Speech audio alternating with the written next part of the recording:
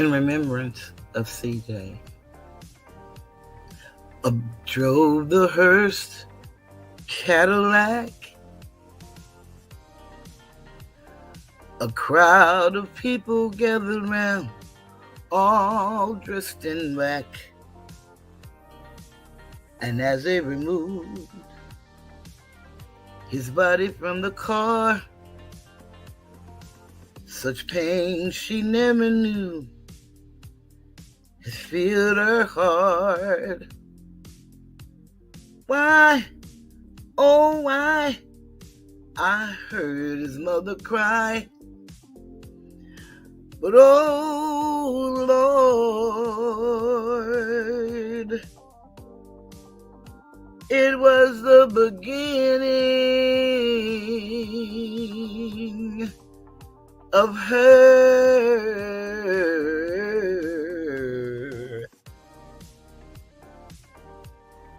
and justice for CJ.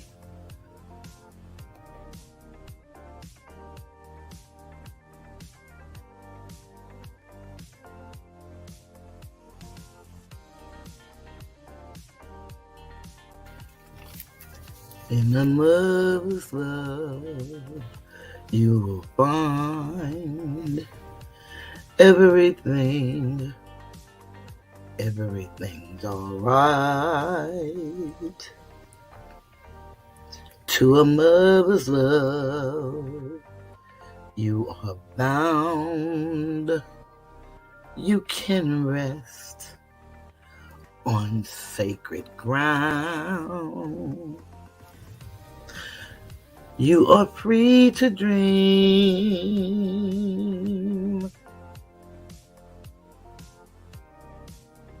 because she sees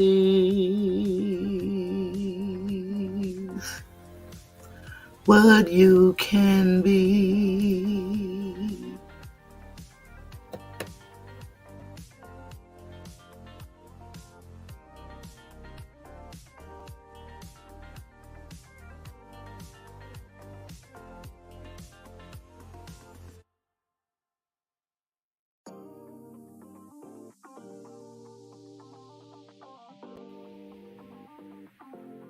Did you know that mental health is a family affair? It's a family affair. It's a family affair. It's a family affair. It's a family affair. Well, one child grows up to be somebody that just loves to learn, and another child grows up to be somebody you just love to burn. Mama loves the both of them. You see, it's in the blood. Both kids are good to mom. Blood thicker than the mud. It's a family affair. It's a family affair. It's a family affair. Oh, a family affair. It's a family affair. It's a family affair. Nobody wants to blow. Nobody wants to be left out. You can't leave because your heart is there. But you can't stay because you've been somewhere else. You can't cry because you look broke down. But you're crying anyway because you're all broke down. It's a family affair. It's a family affair. It's a family affair. Well, it's a family affair. Hey, hey.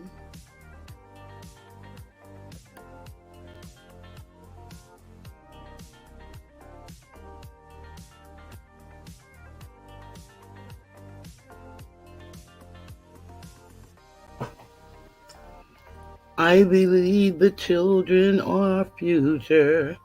Teach them well and let them lead the way. Show them all the beauty they possess inside. Give them a sense of pride to make it easier. Let the children's laughter remind us how we used to be. Everybody's searching for a hero. People need someone to look up to. I never found anyone to fulfill my needs.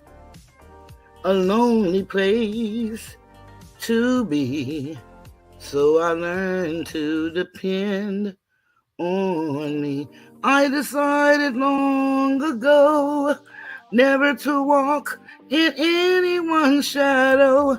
If I fail, if I succeed, at least I live as I believe. No matter what they take from me, they can't take away my dignity. Because the greatest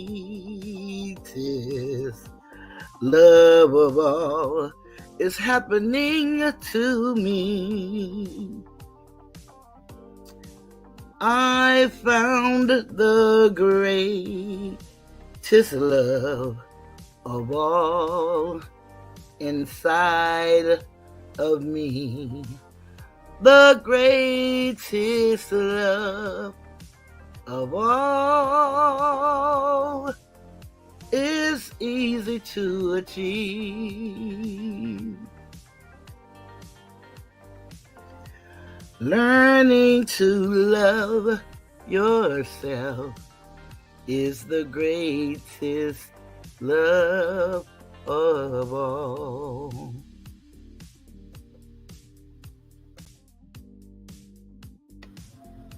Greetings and welcome to the Tiger's Den. This is the voice of Cheryl, and I am Toothless Tiger. I want to take this time just to acknowledge everybody and thank you for being here.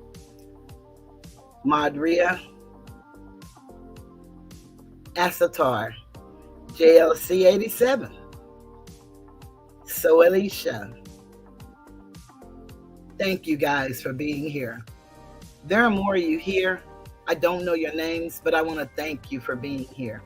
Please hit the like button. We have 15 people that's showing in the chat, and we have 10 likes. So if you think you may enjoy this content, please hit the like button. I'd appreciate it. I'll be coming on camera soon. There's a lot of things that's been going on in these YouTube streets.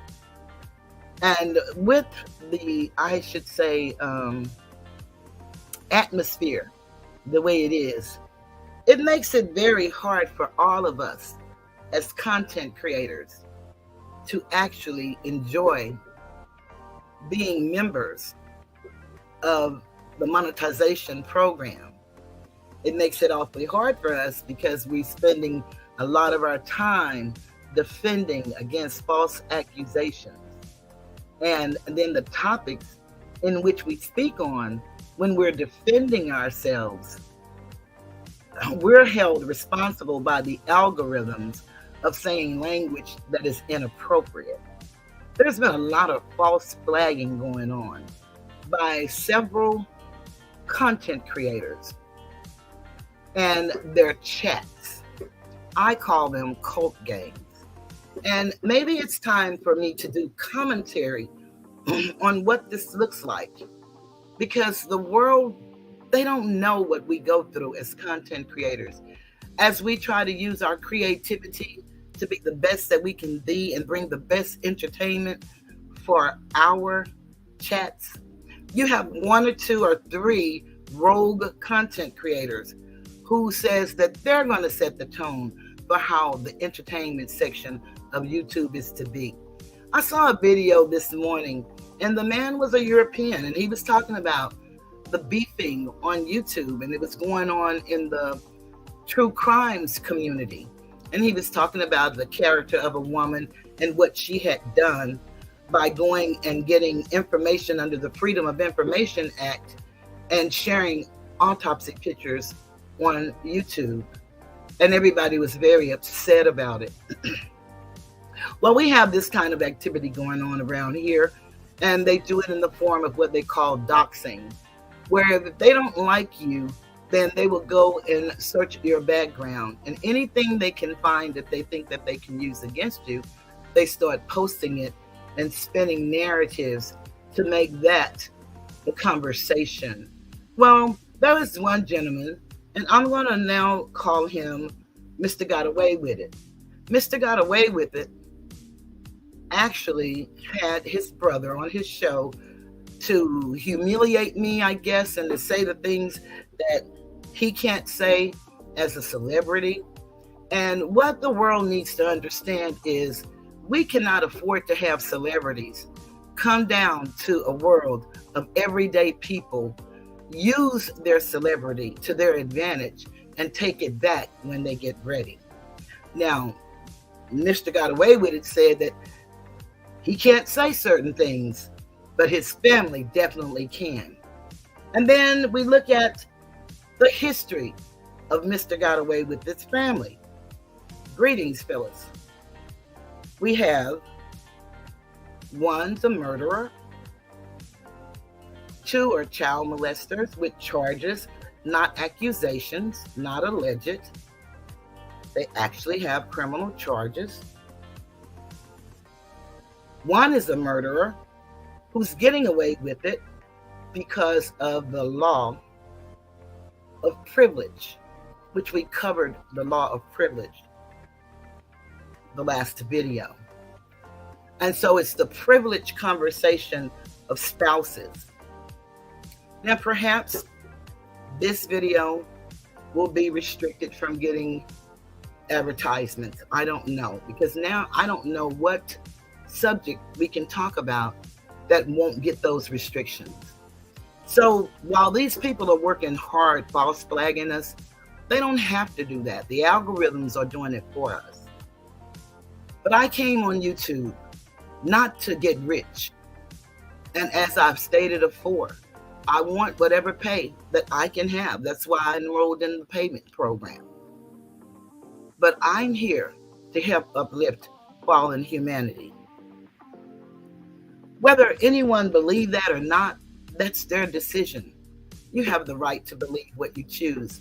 Whether you like my content or not, that's your decision. You have a right to like what content you like.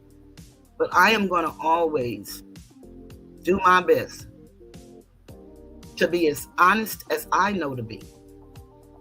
As honest as the truth that I know is true. And to back it up with facts. And some people don't seem to like that. They would rather you lie and just make up stuff on people, shame them, try to destroy their livelihoods.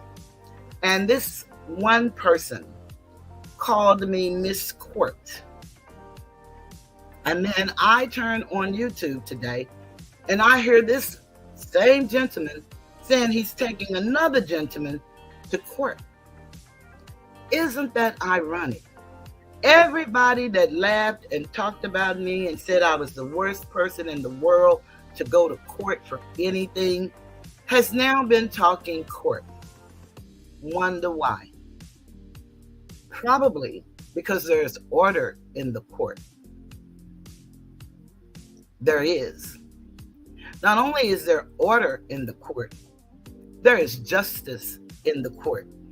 Whether we believe it or not, whether the justice come the way we want it to or not, there is justice in the court. What we have to do is do our part. No matter what it is, no matter how painful it is, we must do our part.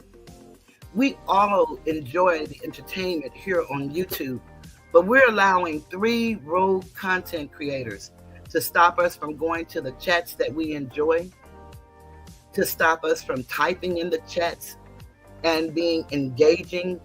And that's sad. Welcome, Jade Lee. I'm glad to see you. That's really sad.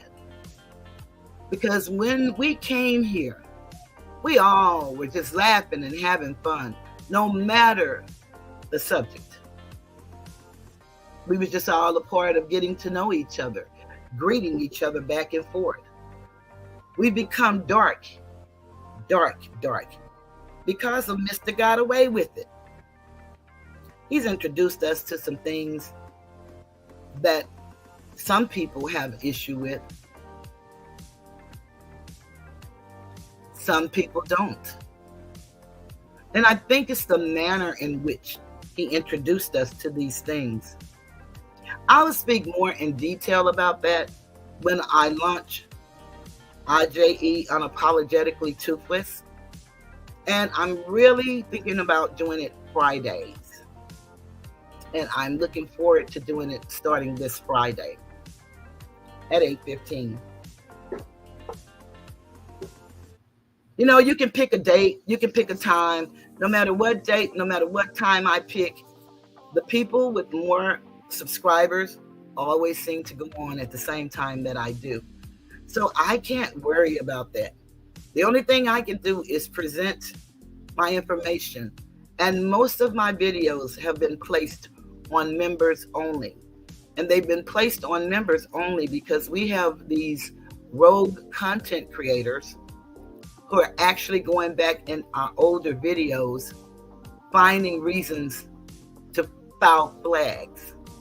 It makes no sense to me, but that's what they're doing. And since this is a country of rights,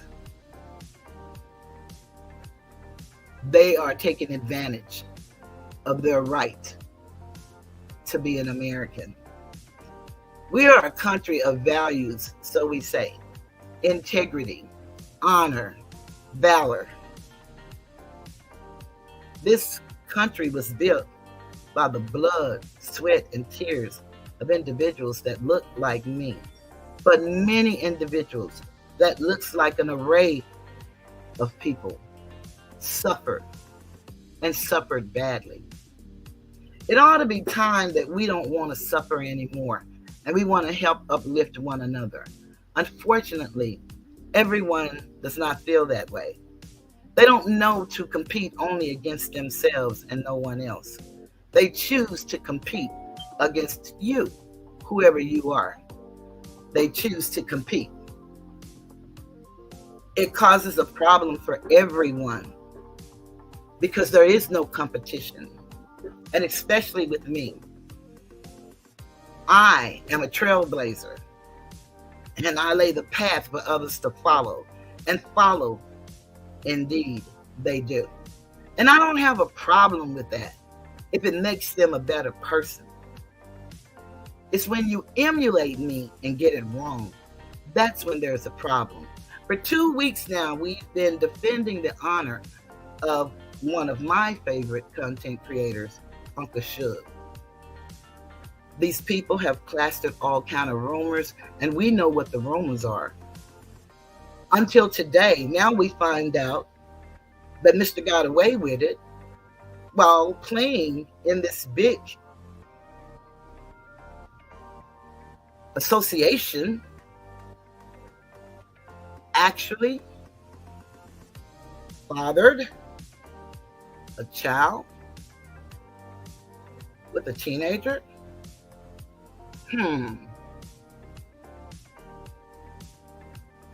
We need to talk about that because, you know, he's promoting this teen relationship. They're trying to destroy lives. And then he has 2 other guys, Hellcat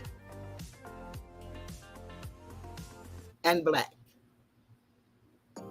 Now, I heard Hellcat say that I was disparaging Black by the way that I say their name.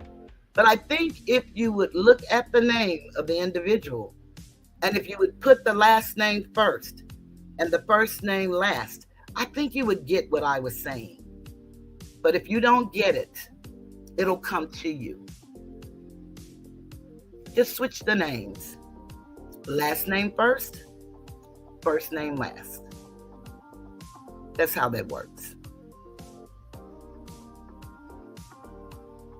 We talk about Uncle Shug, an honorable young man who took responsibility for forming a life. And he and the mother knew how precious the gift was. He was there in the labor and delivery room. He was there signing the birth certificate. And that's what we want to teach our young men who choose to be active and not married. If you should happen to produce a life and you choose to bring that life to fruition, then take responsibility from the moment you find out that this is going to be something that you're going to be responsible for the rest of your life. These people are talking about what happened and the beauty of the creation of this young man as if it was an awful thing. And then they're not taking into an account he is a young man today. And perhaps he does not look at YouTube, but maybe his friends do. Or maybe somebody that knows somebody that worked with somebody do. And then maybe, just maybe, they get to having the conversation and then find out the conversation is about him. No one is considering his feelings. But I heard,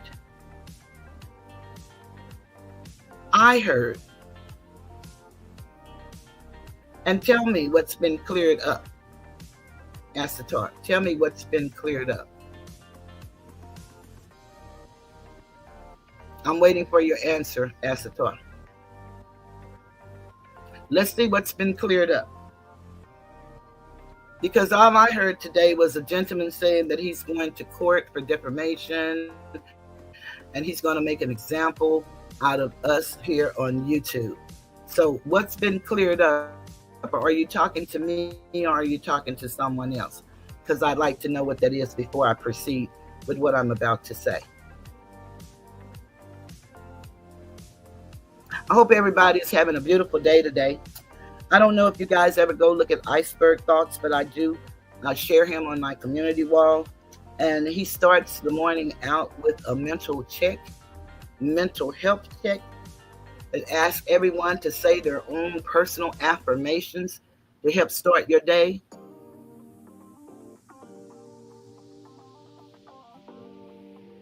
Okay, so now the lady has changed her story from Mr. Got Away With It to one of the brothers. Okay, that seems to be what always happened for Mr. Got Away With It, and I'll go with that as well.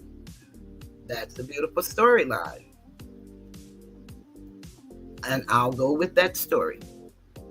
Because I wasn't there. And I don't know. And I can't make something be what I want it to be. I have to be what the players in the game say that it is. And so I stand corrected and will go with that you said, Asatar, that has been cleared up. A lot of things have been cleared up when it comes to that individual.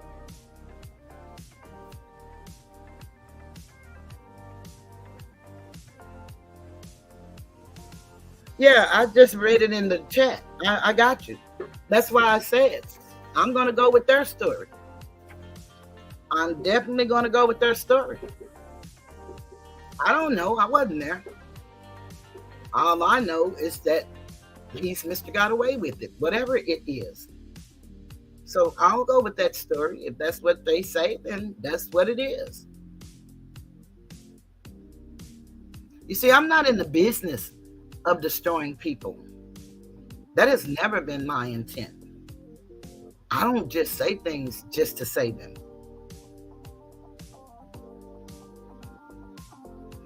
Yeah, when you said that they got it like that, that's good enough for me. I don't need to see nothing else.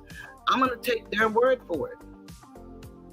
So I don't know why we're still having this conversation. Because I said when I read it the first time, that I'm going to take their word for it. Whatever it is. I don't know. I wasn't there. And again, it is never my intention to put a jacket on anyone's back. Like the brother talked about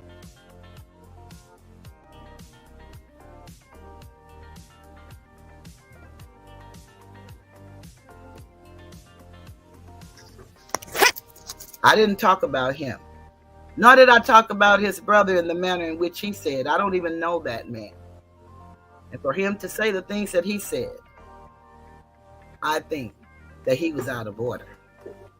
And since he did not know me, he will get to know me. And then he can continue to say the things that he say about me. I have no problem with that. This is the country where people can talk and say whatever they want to say. I have no problem with that. But what you can't do is defame me. And I will not defame you. Okay, you're forgiven, darling. I won't do that. I'm going to tell your truth. You know, the one that's published, the one that's in the newspapers, the one that's in the news. Whether it's true or false, accusations are there. Accusations of Mr. Got Away With It actually have an assault charge against him in a sexual manner. And I don't know the outcome of that charge, but there was a charge and it made the news. So I didn't make up the story. It was in the Los Angeles papers that told the story.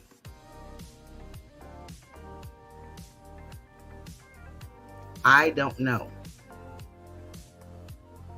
You know, see, that's what happens when you get involved with people's personal stuff. Then you can get some stuff wrong. And I'm not into people's personal stuff. But they seem to enjoy being into mine. And then we have Black. And we have Hellcat. And they're rallying the troops to come and destroy content creators who are doing everything in their power to bring you good, wholesome content that we can all have a good time. Be it by way of covering a story or by way of just telling a story. We all just come here to escape. We ought to want to preserve this platform because for some people, this is all they know. For some people, this is all they have. For a lot of you young people, it's just fun and games. And it's not until it affects you personally that you'll understand how it feels to gang up on an individual that has done nothing to you and make them feel like they're the villain. It's not a good feeling, I guarantee you. It is not. I like to think about the family unit. And you can kind of tell how the family unit communicate with one another, what that growing up life was like. You can kind of tell. Either they have relationship and engagement with one another, or they don't deal with each other at all. Or they may see each other at someone's funeral when someone in the family dies. The family unit is the strongest unit there is. One of the reasons I believe that these people, Mr. Got Away With It, Black, and Hellcat, one of the reasons that they speak on Sister T and her family is because it is a family, a nuclear family. And they have a mother, a father, children, a home, a car, a dog, a garden, all the things that people strive to have as they mature. A lot of the people in her chat are couples.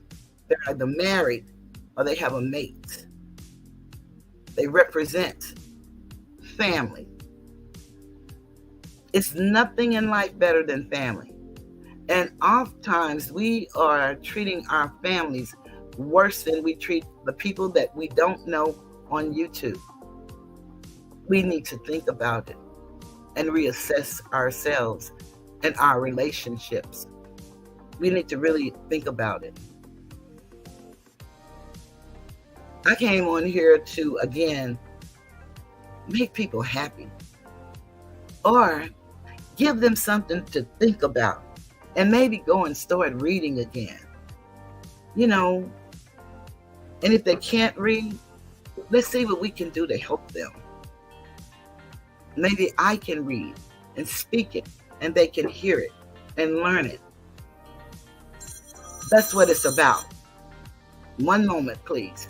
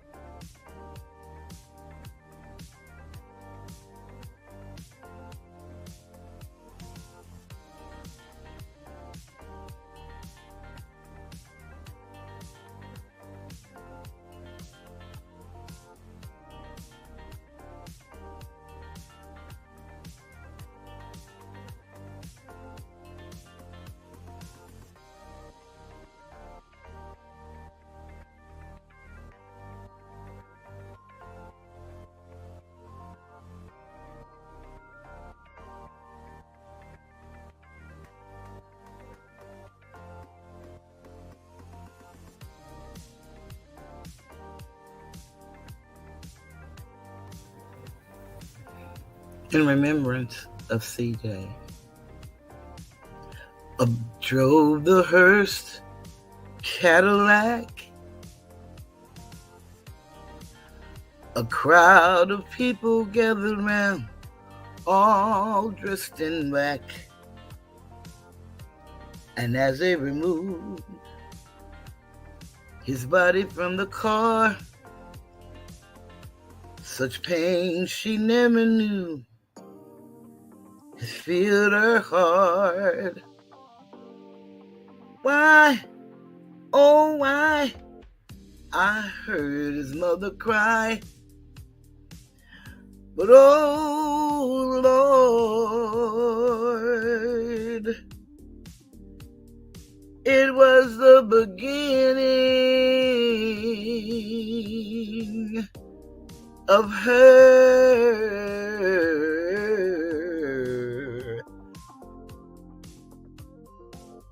end. Justice for CJ.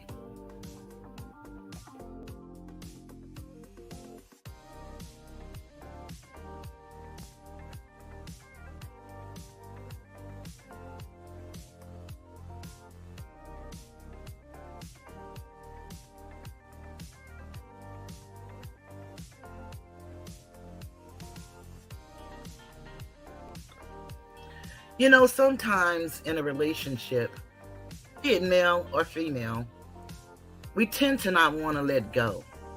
No matter what's going on in our relationship, we just want to hold on. Sometimes we find ourselves singing this song. And I am telling you, I'm not going. You're the best man I'll ever know. There's no way I can ever go. No, no, no, no way. No, no, no, no way I'm living without you. I'm not living without you. I don't want to be free. I'm staying, and you're gonna love me. Ooh, ooh, ooh, love me. You're gonna love me.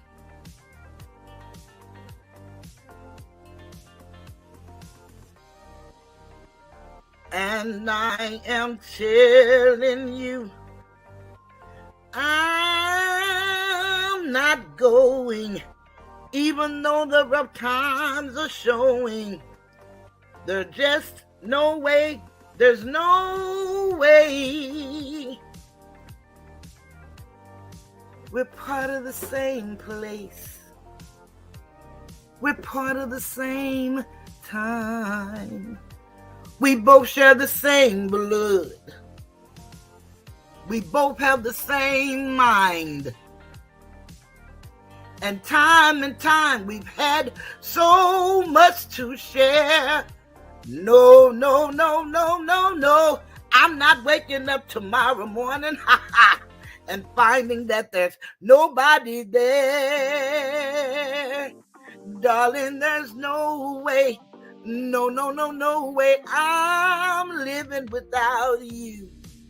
I'm not living without you. You see, there's just no way. There's no way.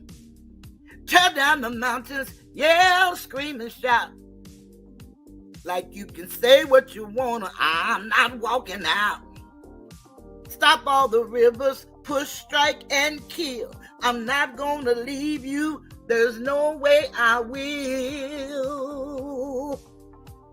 And I am telling you, I'm not going. You're the best man I'll ever know. There's no way I can ever go. No way. No way. I'm living without you. I'm not living without you. Not living without you. I don't want to be free. I'm staying. And you're gonna love me.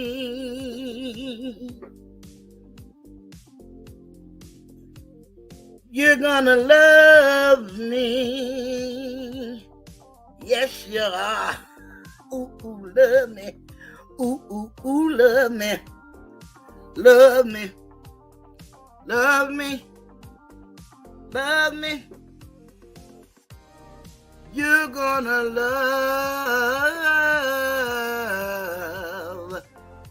me.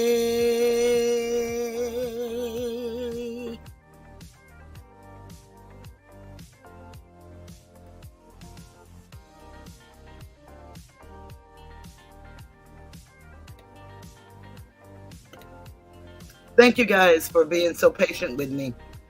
I had a call I had to take. So as I was stating before I received the call, I came here to help uplift fallen humanity in whatever capacity you're falling. I want you to know that you're worth every great thing, whoever you are. And all you have to do is start over. No matter what has happened to you, no matter what you're going through, you can actually start over today. It's called a decision, and only you can make it. In making that decision, I want to talk about justice for CJ. His mother has a Facebook group, and she made a post on July 14th, 2020. And this is how it reads. My son, Corey Joseph Proctor, CJ, was lured to his place of death on March 17th, 2018. He will forever be 22.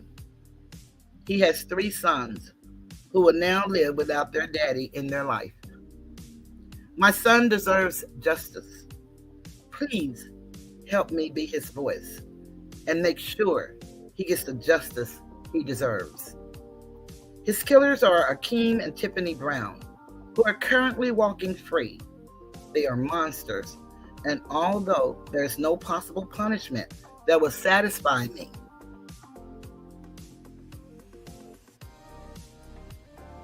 they still need to be locked up. They deserve to be punished for taking my CJ's life from him, his boys, his siblings, his dad, his his aunt and uncles, his cousins, his friends, and of course, from me. So will you please help me? And she has, like I said, a Facebook group called Justice for CJ. I had the pleasure of being in an interview with her on Uncle Shook's panel last year. And I wondered why so many people in this situation, and I have to take it back to this situation, why so much deviance? Why so much wanting to ruin a man's reputation? Why so much hatred? And then why all of a sudden put me in the fray and make me an enemy to someone that I'm not an enemy to? I've said it time and time again. I do not dislike or hate Kwame Brown. I don't like his behavior and the things that he's doing. I don't. And I wanted to say his name as I said this, the CJ, because this is a very serious matter. And there's nothing no one can do about it as long as the law of privilege, marriage communication, is in effect. But we have new legislatures every voting season. And perhaps if we as a people, and especially the people in the area that can make a difference, but this would be true for all of us, because that law is governed by every state. We need justice for CJ. As I shared with you, I learned some things from her in having conversation, and she sent me some information on how the investigation was handled. I'd like to share that with you guys as my commentary. Under the Fair Use Act, this is not anything that I'm divulging that's secret. Let me just make sure I have all the information here so I can start where I want to start.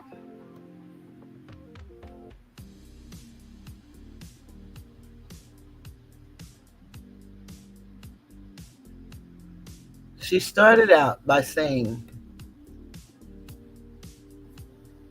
the people wanted to know, so I figured, what the well? Put it out there for them.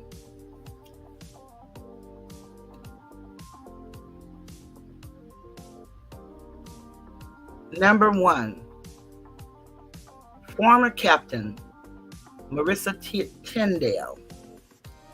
Marissa interviewed Heath Smith and Gregory Ruffner, jailhouse snitches. Info documented by her was concealed for 17 months. 12 of 17 months, she was chief investigator for former DA Jackie Johnson. Marissa has since been forced to retire due to situations with the GCPD. And the GC stands for Glenn County Police Department. Number two, Stephanie Oliver. Stephanie is a critical witness. She downloaded info from cell phones and conducted witness interviews. She has been embroiled in several scandals involving GCPD. A suit against her related to Sasser murders was filed. Now, there were other murders going on throughout this time, and that was one of them. And some of these names, I'm going to tell y'all, I cannot pronounce. So if I get these names wrong, they're wrong. Molly Cruikshank. Molly was the chief prosecutor and lead investigator in CJ's murder case. She left the employ of the GCPD and wants nothing to do with this murder case. Higgins has asked her, and Higgins is the DA that came on after Jackie was arrested for problems in the Ahmaud Arbery case. Higgins has asked her for help, and she denied. She currently works in Savannah. She is critical witness for state. She directed entire investigation. Her decisions and the reasons for the same are the subject to cross-examination. Number 4, Jeff Williams, a critical witness for state as he helped steer the entire investigation. His decisions and the reason for same are the cross-examination, including his decision to bury the info about witness Brianna Palmer. Number 5, Investigator Guy Butler, aka Brad Butler, one of main investigators. He interviewed many witnesses and conducting many investigations, a critical witness to state as he helped steer and direct the entire investigation, and his decisions and the reasons for saying are subject to cross-examination. Number 6, former Captain Tom Jump. He was captain over Criminal Investigative Division, CID. All investigative was supervised by him directly. He was actively involved in granting immunity to Tiffany. He has been embroiled in several scandals involving GCPD, including the Arbery murder, Sasser murder, Jones case, Whittle case, GBNet, and many others. A critical witness for state. He directed investigative supervised Molly Cruikshank. He supervised all detectives and police officers, directed the collection of evidence, directed to take witness statements, and was generally involved throughout. He has left the employ of GCPD. Number 7, Officer Mulcahy, one of the first officers on the scene of the murder. His body cam video is critical evidence. He is no longer employed with GCPD. No one at the police department knows where he is or where he moved to. He conducted interviews with the hunters that found CJ's body, responded to the scene, took evidence, controlled the evidence, logged and observed the crime scene. His testimony and evidence are critical. Number 8, witness issues generally. Numerous of witnesses in this case whose contact info has not been provided by state to defense. This info should have been recorded in Spielman at time of interview and documented in police files. All contact info, documentation, and identifying biographical info and put it into Spielman or documented at the GCPD should be turned over in discovery. Number 9, Resden Talbot. He is a critical witness for state. He collected evidence, took witness statements, and generally involved throughout. The 9 officers, investigators I have named has Brady violation, Giglio violations, Trombetta violations, and Youngblood violations. Some have only one violation, some have all the violations. A second post with the rest of the missing evidence will be posted soon. And here she says, all of this is in documents that come from the courthouse. Anyone can pay to get this information. Number 1, black Nokia phone. While searching Akeem and Tiffany's home, a black Nokia cell phone was found. The phone was seized and removed from their home. Investigator Sheila Ramos returned to headquarters and began taking items of interest out of the trunk of her car to put in evidence locker. She said the cell phone was nowhere to be found. Police assume they left it at the scene, but have no idea where it is located. The phone remains unaccounted for and could have contained vital evidence in the case. Number 2, SCCY gun box. The police also located an SCCY gun box while searching Akeem and Tiffany's home. Police photographed the box, but not the serial number on the box. The gun box was taken into evidence. When Akeem was allowed back in his home, the gun box was gone, 5/11/21. Police claimed it was never logged into evidence, and they did not take the gun box. Number 3, CJ's toxicology blood and urine sample, spoliation and destruction by GBI. A vial of urine and multiple vials of blood were taken by forensic examiner and sent for lab testing, GBI toxicology, 5/13/21. The state turned over a document that defense never before seen. It was from an unknown data entry person. States the blood and urine sat in a warm and putrid state for 2 days before discovered. 6 tubes of blood and 1 tube of urine were all spoliated and destroyed. No testing was done, and no other info was ever given concerning this.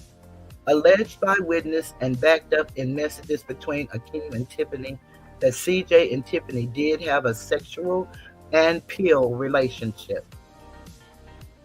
Although the pill behavior between CJ and Tiffany are relevant to ascertain what happened in the case, the murder scene is indicative of a drug deal gone bad or a robbery.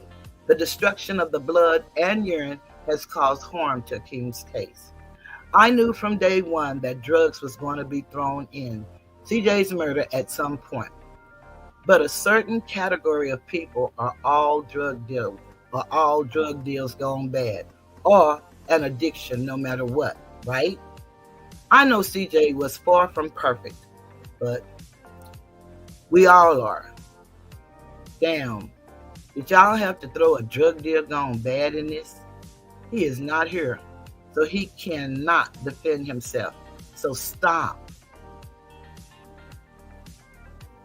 Why keep it a secret?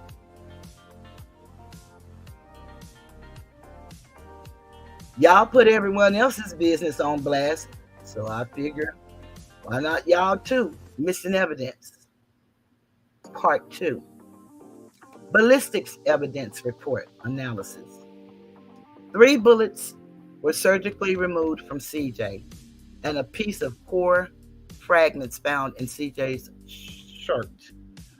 All was sent by forensics examiner for examination by the GBI per discovery, Surge 5/17/21. The location of the core fragment and 3 bullets is unknown. Number 5. DNA profile info of unknown suspect CJ was found sitting in the driver's seat with 4 wide open. His pants and boots had been pulled off and thrown into the street. His wallet and cell phone missing. A bank withdrawal envelope was sitting empty near CJ. Akeem or Tiffany's DNA was not on the door handles or his car. State apparently has no interest for DNA to be run through CODIS or the data at the GBI, as that may jeopardize their case against Akeem. Number 6. Video surveillance. Sergeant Resden Talbot identified surveillance cameras on the front porch of St. Mary's house and notified Molly Cruikshank. She failed to get a search warrant or seize same. This evidence was critical in the investigation of a known suspect in murder. Number 7. Haley Gilliard's phone. A mutual friend of Tiffany and the Kings was interviewed. Investigators took her phone into evidence, saying relevant to the case. Police returned the phone and didn't obtain all data, and the info and data from her phone can't be verified. Autopsy report says the clothing was submitted as evidence: a black t-shirt, a black tank top, black athletic shorts, a pair of gray socks, and camouflage visor. Postmortem fingerprints, pool scalp hair, and recovered projectile. 4 boxes are submitted into evidence. Now, where the F is all of this stuff at? It all just magically disappeared? I swear the justice system seems shady ass people. How can they live with themselves? Something just ain't right. And it has me thinking, WTF is really going on? Wow. I am speechless. I have so many mixed emotions about all of this. I wrote an impact statement to read on court. However, the justice system let me and so many others down. I want to read it in hopes that they hear how this has affected me and my family. The only reason I have not is because it is 5 pages long and I could not do it in the past. I am ready to read it now, but the ones who see it needs to know that it will get emotional. And then she asked the question, do you think if I read it, others will actually listen?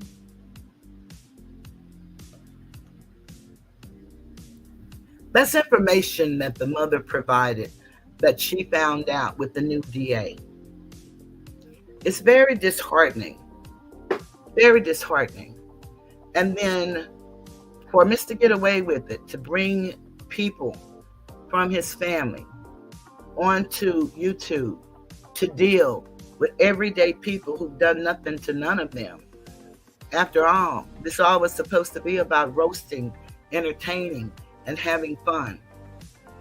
But you have, as I stated before, 2 convicted brothers, Alton and Willie, are actually convicted for sexual crimes with children. Mr. Get Away With It himself, accused of an assault in a sexual nature. Then the men that are reporting on these stories, one of them was 33 years old with a 15-year-old. But his word now is gold and it is bond. Then we have Brother Polite.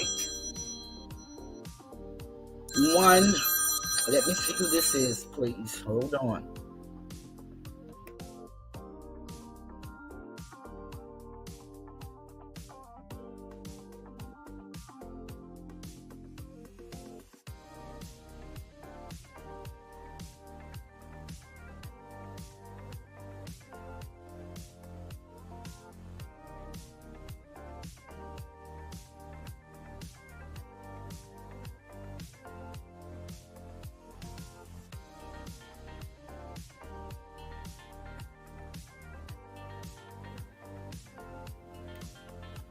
Okay, y'all, I'm cutting this phone down. I'm not answering another call.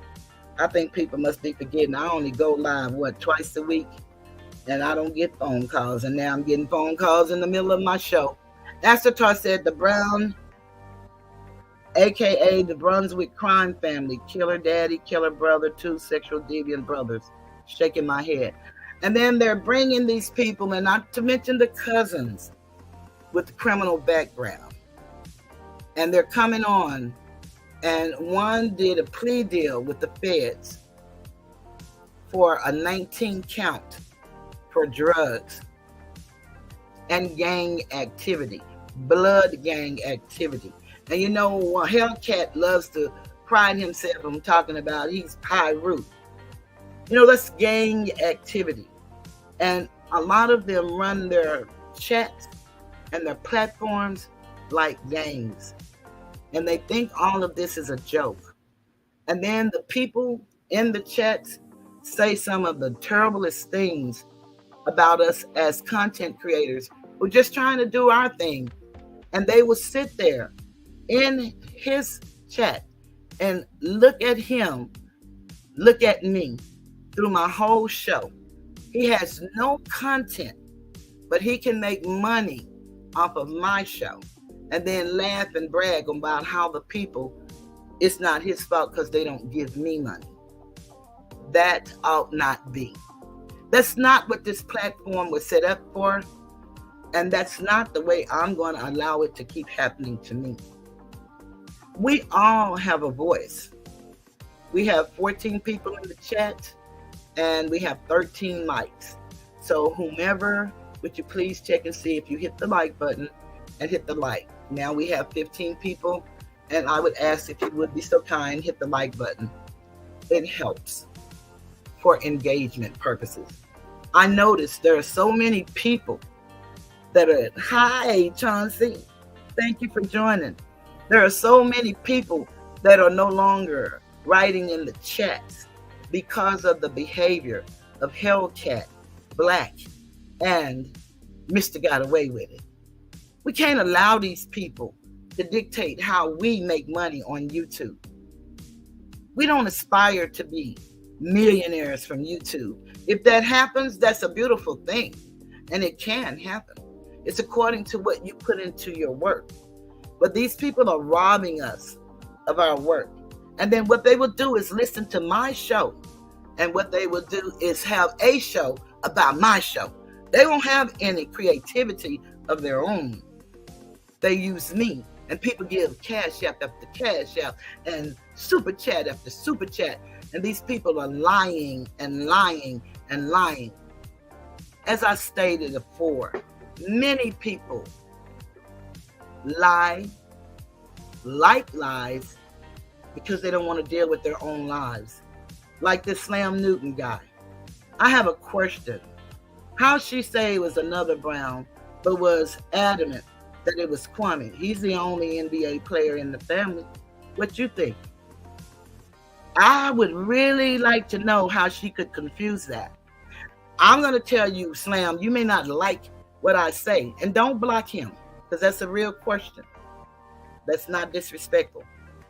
But I would say, if it were true, then he is who I say he is. Mr. Got Away With It. It doesn't take anything for a story to go away. You know, all you have to do, when you look at this family and the crimes they've committed, I'm sure it's a lot of fear of people that live in that small town. I don't know none of this to be true, but you asked me what did I think, and so I'm reducing it to reason. When you look at, he has two brothers that's been convicted for messing with children. We're talking about for real, not for play. One keeps getting arrested because he fails to register, as he has to register. And he had just an issue a few weeks ago with harming children, two of them. Then you look at a brother who everybody knows the story of CJ and knows the reason he's walking the streets today. And then you have a brother who had all the money and squandered it. And he's back. And they know his temperament. No, you don't know I don't like Kwame, because I don't not like Kwame. I do like Kwame. I've said that so much, I don't understand why you people don't get it. You see, but if anybody I know, including me, Slam, did something that was wrong, I would take responsibility for who I am. The woman could be obviously lying. I don't know. You see, I don't know them. You asked me what did I think. I gave you the reason what I think. Then you told me who I like. You don't know who I like. I don't even know you. And you talk shit about me, but I don't dislike you. I don't know you. You're not worth a dislike. You see, I'm a real woman. I'm not for play. Children y'all age, in your 40s, are very disrespectful. You know, we were taught to respect people. Now, I ain't never said go along with no lie. I don't care who tell a lie. I don't tell you to do that. But what I tell you to do is be just as fair with me as you want me to be with you. Because my liking Kwame has nothing to do with what you asked me. I answered you honestly. That's what could have happened. I don't know what happened is what I'm telling you.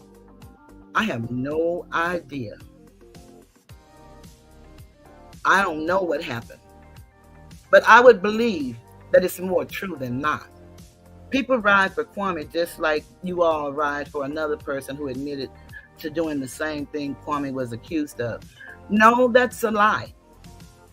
See, that's two different stories. And we've explained this story based on what he said. So it's the same with Kwame is what I'm telling you. What happened that you all don't want to believe with Uncle Suge is he was 18. Y'all listen to a man over there that drinks all night. He don't know when he's telling the truth, and all he does is lie.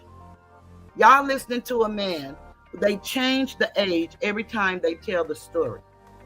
Suge tell it one way. Suge said he's 4 years older than both of his baby's mamas. 4 years. Now, let's go with this story. He was 18 years old in January of the year that they met. 18 years old. She was 15 years old. She was told to say, if asked, that she was 17 turning 18 because it was her birthday. Okay? That question may not have come up. If you're in a club and you're 18, you probably assume the person that you're talking to is the same age. I'm not in the operation of nobody's mind. I'm reducing it to common sense. Okay? So, they got together. This man over there that drinks all day and night, he says that they kept screwing and screwing and screwing. How would he know that and he wasn't there? That was January. Suge turned 19 in May. His birthday is May 21st. The baby was born in September. You cannot take away the 9 months. Yes, that happens. You know, some women sleep with a man in a club and wake up with a baby and don't even know the man's name. That happens. And for you all to pretend y'all don't know that is disingenuous. I'm not asking you to come up with a solution. I'm just saying use your own common sense. And how would you look at this in any situation? You don't know none of these people. Neither do I. But you look at people by their character and what they show you. And then they would paint a picture where Suge shows this. And Suge's mission has been, since he's been on YouTube, has been to expose scammers, to debunk lies. And Kwame has a video that he says, boy, Uncle Suge is good. I sure like his work. That's when it was going in his favor. But what he also said is, the reason I wouldn't want to fall out with Uncle Suge is because he don't say nothing. He let you do all the talking. He just play your words over and over. And that's what he has done. And you all who like Kwame more than others, because I like Kwame, I don't like what he says that he watched more than anything. And that's the behavior. The behavior that he's displaying. That's what I don't like. It has nothing to do with Kwame. I don't know him. The point I'm making is the woman admitted she made a mistake. Somehow, you all saying she was scared, so she recanted. That could be true and that could not be true. But you asked me, what did I think? And you're not the judge of my thoughts. See, you believe in your way, and we usually excuse the behavior of people we love or like. So I don't have a problem with your way of thinking. You just don't have a problem with mine. We have the right to think what we want. I haven't accused him of anything, especially since I heard that there was this lady saying that she made a mistake. Now I can tell you unequivocally, that's a lie. But I don't know why she lied. I don't know why she's saying what she's saying. But it's amazing how people will question the people with integrity and honor and who really care about Kwame as a person, because I do. And I think most people don't. They just listen to his rhetoric and pretending that he's not a celebrity. He is a celebrity that was, I'm going to say it the way I really say it. He is a has-been that never was, that had an opportunity to be, and he squandered the opportunity. I know nothing about sports. I knew nothing about Kwame before I ever seen him. I don't have nothing for him. He came on here talking about his friends, and it was funny because they're all peers. Those people know each other in some way or another. We don't. We just look at them on YouTube and we get excited about it. Kwame inspired me to do my own thing. But I didn't make money off of his name. I didn't make videos about him. Toothless, all I can see, it's all about who we like. That is always the case. But mine is not about who we like. It's all about facts. And you all don't want to accept the facts. See, if you look at the fact of the matter, then you can do and say what you want. But we all excuse the behavior of people we like. We all do. So that's nothing new. And that's not a saying that Kwame came up with, as y'all seem to repeat it as if it just came into existence when he said it. Hey, La Motor Lisa. I just wish y'all would just think. It ain't got nothing to do with who we like and who we don't like. See, if this was an issue, what y'all talking about now, why wasn't we talking about this 2 years ago? She's been on air for 5 years. And all of the people in the conscious community, all of them have dispelled this, except for the ones who has an issue with Suge. So you're right. It is all about who you like. But see, I like both of them. And that's what somebody can't take from me. Nobody living or dead can take that from me. I like Kwame. I see a little boy hurting. He got an opportunity to have what he didn't get in the NBA. And he's taking advantage of everybody who really care for him. And he don't see the real people that care for him. Because with liking somebody comes discipline. And if you're refusing to discipline a person by way of conversation, if it's a child, by way of however you discipline, time out, spanking, whatever way you choose. But if you're not being honest with the person and telling them what you see in their behavior, then you're not being fair to that person and you don't really care about them. That's what I know is true. One day, some of you are going to wish you had listened to reason, not the messenger, but the message. Because we're talking reason. As says, makes her 15 at the time of conception, but none of that even matters because he met her at an 18 and over club, meaning he didn't know her age. No matter how many times y'all lie, the truth still remains the truth. And that's what you have to know. Why is it so important now? Why? That's what I asked myself. If you like Kwame, then why don't you encourage him instead of bringing him down constantly, not saying you do it? Okay, so then don't say that then, but the people you rock with. You see, I'm 64 years old. I have a 42-year-old son. And do you know that I did my rearing of him from the time he was in my womb? And when he became 18, I allowed him to make his decisions. I support him in his decisions. And when he's wrong, I tell him as such. But I can't tell people what to think, say, and feel. That's a personal thing. And I don't know what these people relationships are with Kwame. I told Kwame myself. But Kwame made a statement, and you all need to listen to what he said. He said nobody can tell him nothing. And I believe him.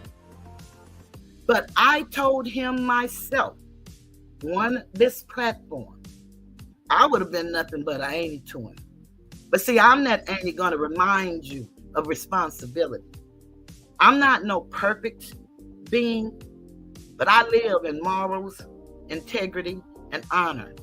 That's why I never talk back to that hellcat that keeps disrespecting me in all manner, and everybody finds it funny. But no one will speak up against what he's doing.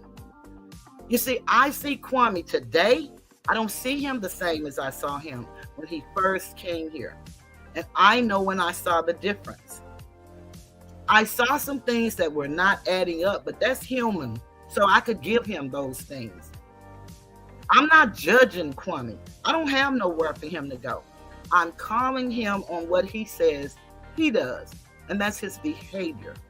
And I've told Kwame Slam, just so you'll know, he has my personal phone number. He has my email. If he's really concerned about anything I'm saying, he could call me, because the last time that I spoke with him, he was going to grant me an interview.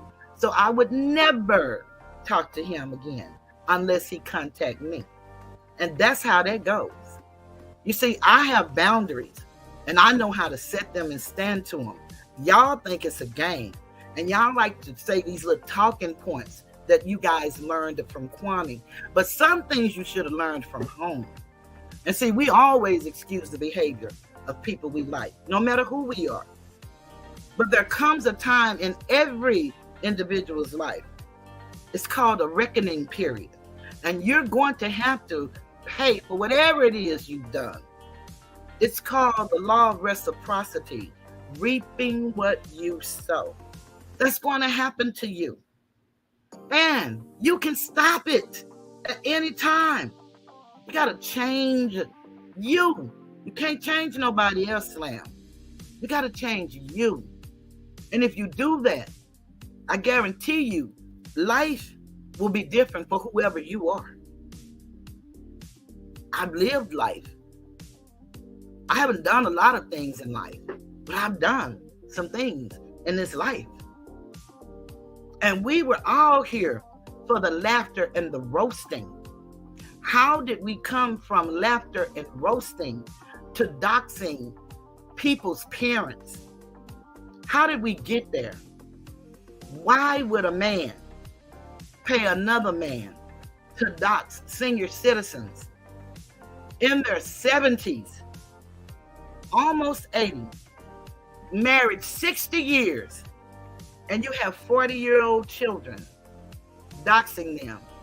And the one that's doing the doxing saying they don't give a nothing about them people. And the one that's doing the paying is laughing and hitting the cash out, hitting the super chat so the world can see. That's behavior. That's what I have an issue with.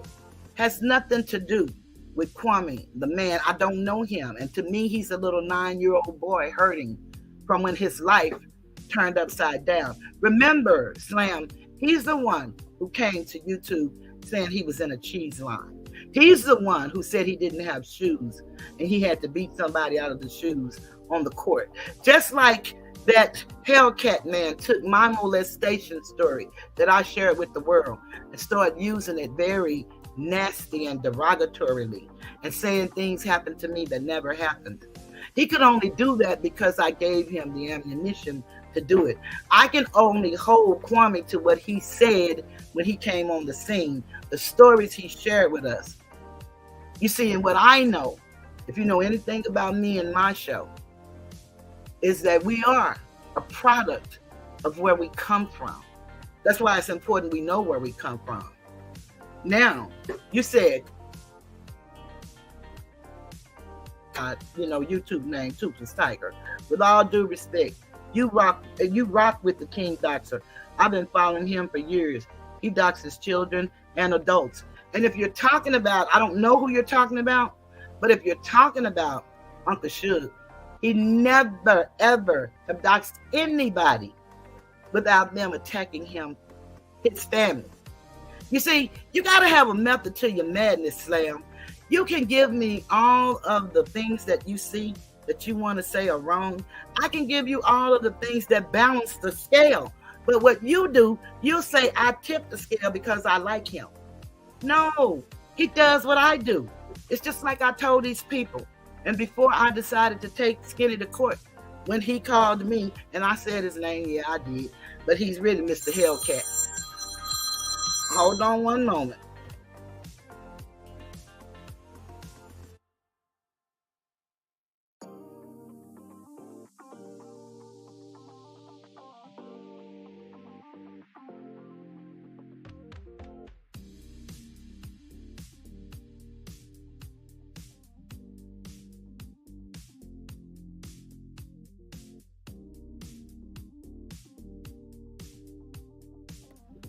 Okay, Slam, let me go back to you.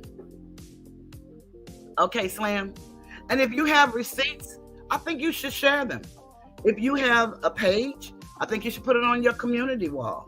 If you have an actual show, you should put it on your show. You should do that. And then that will be all right. But see, one thing that I like, I allow people to be who they say they are until they show me different. I've shown receipts and people said my receipts were fake. I have a federal court case and people say my case is fake.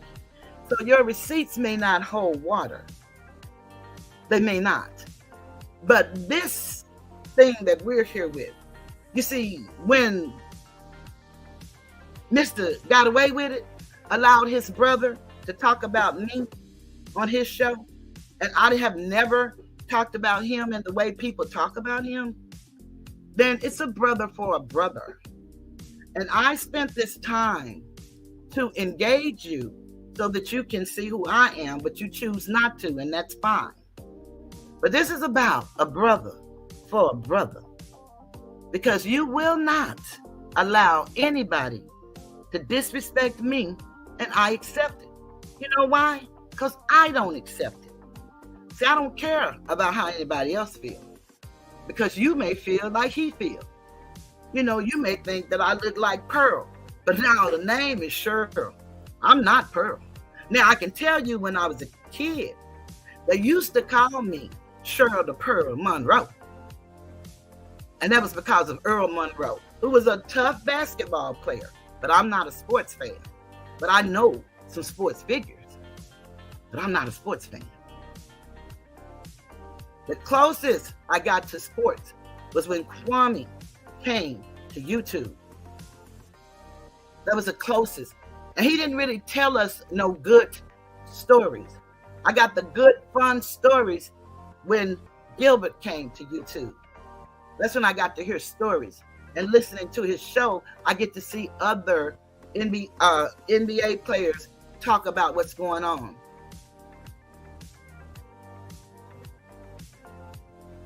Yeah, you have been respectful. And I am the determiner of that. Asatar is very protective of me because so many people try to slick this and try to be disrespectful. And he's just stating because he's a very fair person. And y'all may not believe that about Asatar, but he's a very fair, he thinks with psychology and logic. And he would call me out, Slam, on my shit, just like he just said that to you. So he's just looking out for me. And I appreciate that. He's one of my sons here on YouTube because I told my son, who is 42, and have a job that he works very hard on, dealing with this system every day. You don't have time for this. He knows his mother. And he told me to do what you do because he's seen who his mother has had to pull the task. And trust me, I bore none. I don't bother nobody. I didn't disrespect nobody. But I've been disrespected all over this place and nobody cared. No, they're not going to block you. They already know my rule and they have permission to block anybody that disrespect me. But you haven't disrespected me. So no. Now, what you did do is you came and you started asking more questions that relates to Kwame and Suge, and that's fine. I don't have a problem with that because I know my mission is a brother for a brother. And what I'd like to know, why you all are not asking Kwame the question about the story about his brother Akeem. And who is it that he's accused of murdering? And did he murder that person? And why is he free? See, I don't see you all asking those kind of questions. Just like nobody asked that Hellcat Don over there. Okay, how did she disrespect you? What did she do other than give you $722.33 in 6 months? You know, some people may think that's nothing, and then they love to laugh and talk about some call it my SSI check, some call it my it's Social Security, and I worked for it. And I also get one from the Office of Personnel Management, which is called the U.S. Department of Treasury. I get 2 checks, and I live a fairly decent life. I don't require much. I've been all the places that I wanted to travel and have the capacity to pull out a card and travel anywhere I'd want to go today. But what I choose to do is sit on YouTube and look at people and support them, and in hopes that they would support me. Because once again, Slam, I came here to uplift, not to put down. You see, we have enough put down in our communities every day. We have boys that are growing up without a male influence. And the only male influence they may see may be someone on TV or someone in their family who may be addicted to drugs. They may have anger issues. They may have an uncle who's good to his children and take them on trips every now and then. May take them fishing. Those are the kind of things that my brothers did with our children. You know, but most of our young men don't know what to do with growing from a boy to be a man. They don't know what to do with that energy. They don't know what to do with the testosterone when you're going through puberty and leaving that into young adulthood.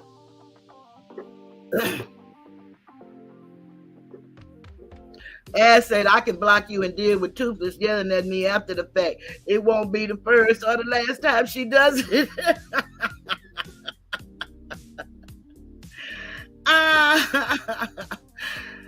Kurt has a question, Slam.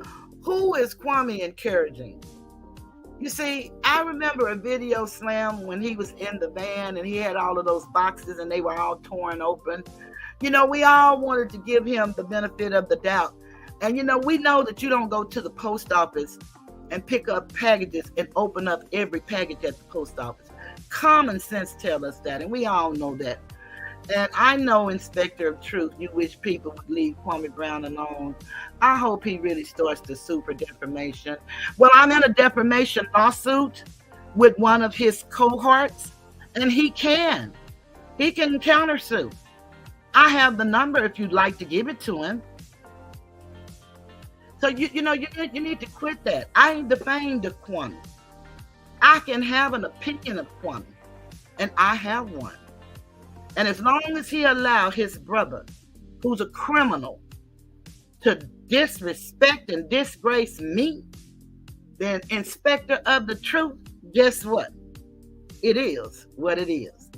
But Kwame can join in my lawsuit. He has that right. All of them can. Anybody who don't like it can counter. We're in federal court. And if you'd like for me to put the number in there, I'll put it in there. So you guys will have it and give it to him. See, I wish that you all would be more genuine and be more honest and tell Kwame the truth. I wish y'all cared about him as a person and not who y'all want him to be and who y'all think he used to be. I wish y'all cared about him, the man, the little boy that's crying out for help. Every time he come on here drinking and driving, every time he come on here getting up to make a smoothie and he has dried white powder on his nose, I wish you guys cared enough about him to want to know him, the man, and want him to be a better person. Every lie he's ever told us in reference to Gilbert Arenas was debunked. But again, y'all love to use Kwame's tagline. It's all about who we like. because you all wouldn't even consider the possibility. Consider. Gilbert came here and he even handed the olive branch to Kwame. If y'all can see that those men do not have a hatred for one another.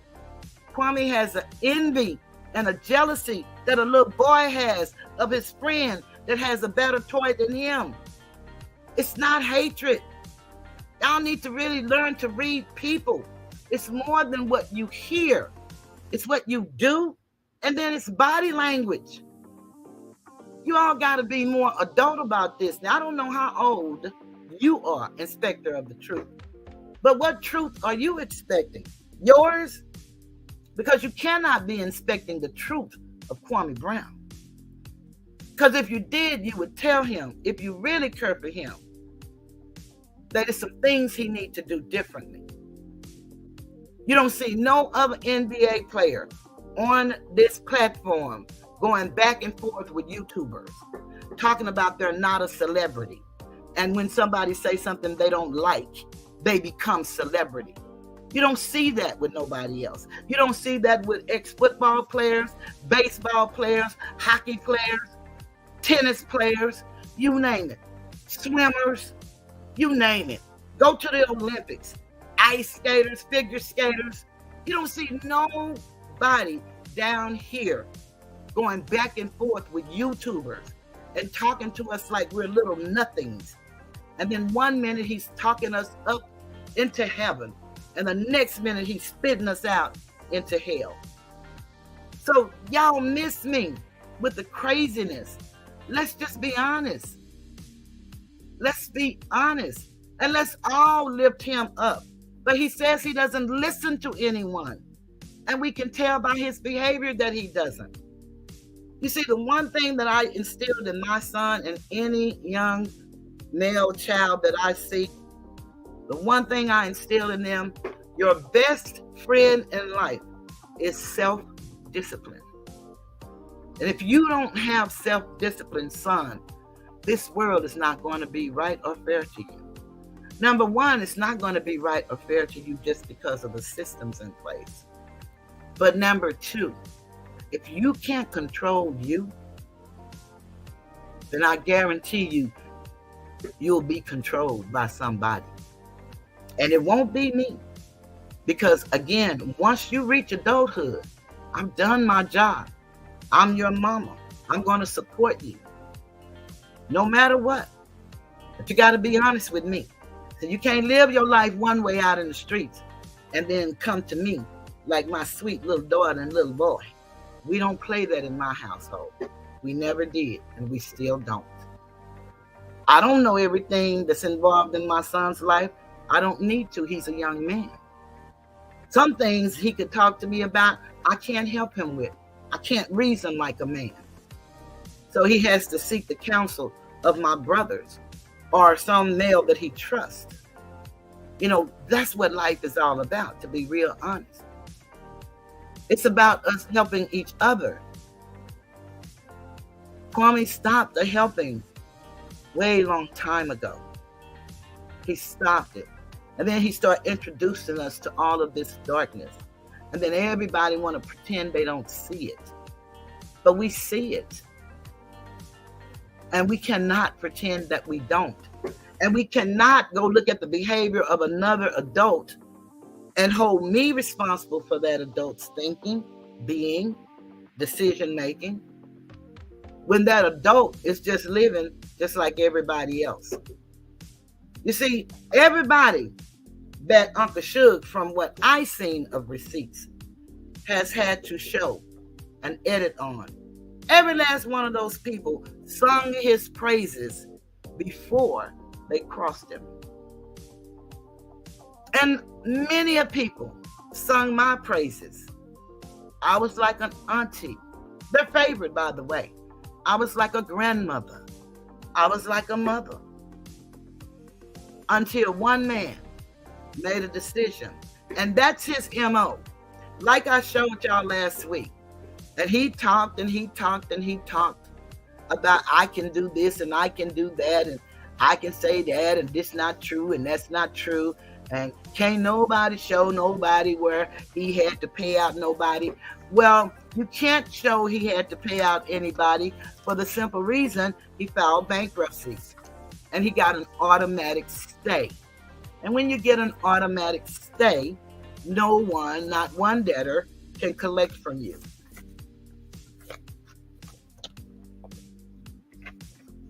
They can't.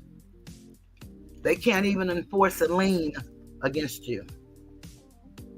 But you know, these people laugh and they think everything is funny. So very funny. It's just like he said, nobody never tried to serve him. Now he just did a video. And I'm so grateful to him. Matter of fact, let me just play his song because it's absolutely appropriate and beautiful.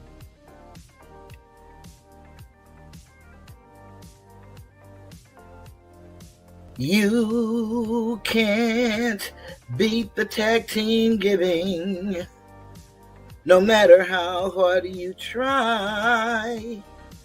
They'll just keep on and keep on telling lies on videos. Do or die.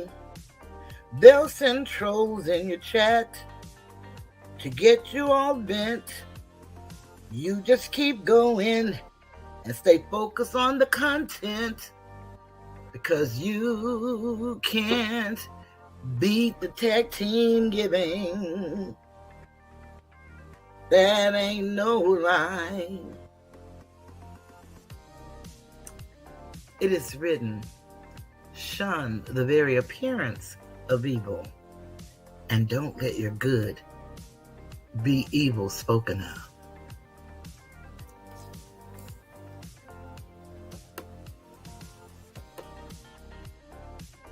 And that's what we need to do, where everybody is concerned, and especially Mr. Got Away With It. He needs to shun the very appearance of evil.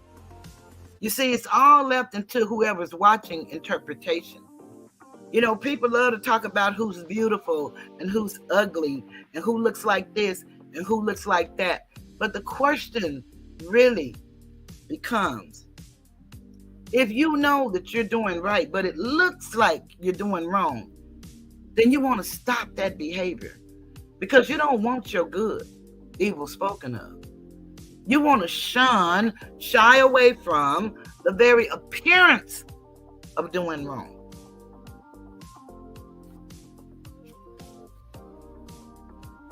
It was fun when he was talking about his peers. We didn't know those people. We just liked them, whoever liked them, and whoever didn't. It's not fun for a man who was a $66 million man to be reduced to nothing, to come to YouTube, make $1 million, squander it, and then talk about us little people as if we have no value and no significance. But yet, he's not a celebrity because they treat celebrities different. Yeah, Mr. Get Away With It. As Satara said, and Inspector, I guess you passed on through, Kwame gets on his high horse judging others, including other parenting skill or lack of, and he told his kids to look him up when they turned 18. And then he said, Inspector, people would leave him alone when you stop throwing stones while living in a glass house. Maybe he shouldn't talk, knowing his daddy and brother are killers and 2 other brothers are sexual predators. But they want to spend all 3 men spending all this time going back, grabbing stories that have been debunked and saying that this man, because he got a position and a 5-year contract, I mean, that man that called himself Mr. Hellcat, he can't leave it alone. And then to show you how dirty he is, and y'all don't seem to see it or don't want to see it, every time he says something derogatory about the vice president, he put Mr. Arenas' name next to it. And then he called him my massa. And you all think that's funny. Nothing is funny about that. You all can't see these shows he's doing, trying to tell y'all what this man ain't doing. He's driving the Maybach of his boss. You see, Mr. Hellcat never got an opportunity to meet his boss like that. He didn't get an opportunity to get in the Maybach, let alone drive it and keep it and take his family all over Orange County, Malibu. You know, the places where they ain't got to worry about getting shot down while they're visiting, you know. It's a beautiful thing. Afforded him the opportunity to take his babies. And y'all want to keep talking about this, the age. And his children, the oldest to the next, is some 11 years apart. And then you got this whack black man over there just done fabricated a story. Oh, they met and they kept having sex, and then when they met 11 years ago, they had a baby. Where did he get that story from? Nobody told that story. The vice president did not tell that story. He did not. So how are you all sitting there and allowing this man to make up a story? Is it just because y'all want to hear a story? Well, let me tell you a story about a man named Jed. He was a pure mountaineer and he kept his family fed. Then one day, he was looking for some food and he was shooting for some food, and up in the ground came a bubbling crude. Oil, that is. Black gold. Texas tea. And then they said, oh, Jed, the first thing you know, oh, Jed's a millionaire. The kid folks said, Jed, move away from there. They said, California is the place you ought to be. So he loaded up the truck and he moved to Beverly. That's just if y'all need to hear a story. That's a beautiful story. And that's good, Oz. That's beautiful. Now tell me, why did you come? If you see why Bree left, why did you come? Y'all let this person make it until they say something out of whack. You see why Bree left, but you showed up. So, what do that tell me about you? You see, I love the games you children play, because y'all playing children games, remember? Some say I'm old and senile. Some say, boy, she might be getting Alzheimer's. Well, it's Alzheimer's, and no, I have some timers. Sometime I get it and sometime I don't. But this man said that he was nobody ever tried to serve him. And on this affidavit of non-service, where he said he doesn't live at the address where I've been serving him, and it says, on 1/25/2023 at 7:06 p.m., attempted service at the address that he showed in his video. Let's do it like that. Y'all just go look at the address he showed in his video. Talking about his beautiful, quiet community. That's why you can't beat him giving. He's saying he doesn't live there. Yet he shows that's his home. And the toy car was in the same driveway. But let me read on. At 1/25/2023, at 7:06 p.m., attempted service at the place in the video from yesterday. Go look at it. When he's sitting in the car. No answer. Decorated vehicle was in the driveway. There weren't any lights on inside the home, but the garage light was on. The second time they tried to serve this human. February 1st, 2023, 1:40 p.m. Attempted service at the house that's in the video. Same vehicle, still in the driveway. Lights on both sides of garage. Let's go with the third day they tried to serve him. At 7:42 a.m., attempted service at the same house that was in the video that he made yesterday, showing us the engine of the Hellcat. No answer. Garage lights are still on, and vehicle is still in the same spot. The front door was slightly ajar. And listen to this one, because he made up a story for this one after I told the story. The front door was slightly ajar. I spoke with a neighbor walking his dog, and he stated that the defendant is in and out all day, but is usually home because of his YouTube channel. You can't make this stuff up. This is real. This is real. You can't make it up. But you guys, it's all about, remember y'all favorite line? Who you like? So y'all go along with the craziness. And I understand that. I'm not mad at anybody for going along with craziness. Sometimes you have to go along with craziness not to be crazy. You know, it's kind of like, I think it's the Sugar Hill Gang. You know, don't push me, cause I'm close to the edge. I'm trying not to lose my head.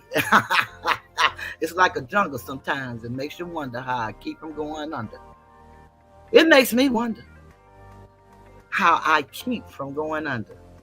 When I only came to uplift, and every young person find it honorable to disrespect me, and I've done nothing to none of you people. And I think I'll remind y'all of that right about now.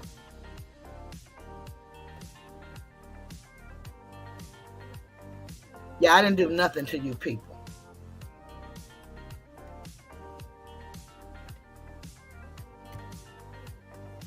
Let me take you back to my elementary school days. I didn't do nothing to these people. I didn't do nothing to these people. I didn't do nothing to these people. People. I didn't do nothing to these people. I didn't do nothing to these people. I didn't do nothing to these people. People. I didn't do anything to these people. But I'm being bullied anyway. We will stop the bullying. And it starts with me.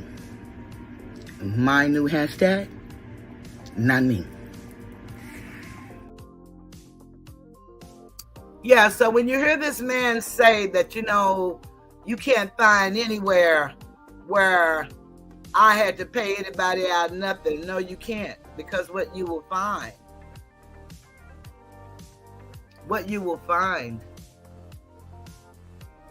is that he filed bankruptcy and he got an automatic stay. Now, the Yasino G person says, why keep about the same thing? Why don't you ask this of the people who talk about me every day? Why does it matter to you? You don't support me. Did you hit the like button? No, you didn't. I have 22 likes and you're in here, so you're a new person and you didn't hit the like button. So you don't even support me. Why should I answer your question? Because you're human and I'm going to acknowledge you. Hopefully will teach you some respect. Why come in my chat and do not speak? That's disrespectful. You see, if you all had any respect for yourselves, I know you don't respect the elderly in your family. I know you care nothing about those people. And here go the eyes back. Well, I thank you, Yasino, but it just changed, so I appreciate you. But I promise you, I talk about the same thing because I have to defend my own honor and integrity. But I came here to talk about the same thing. You see, if you know, a lot of people say they're Christian. So what a lot of people are telling me when they keep asking me, why do I keep talking about the same thing?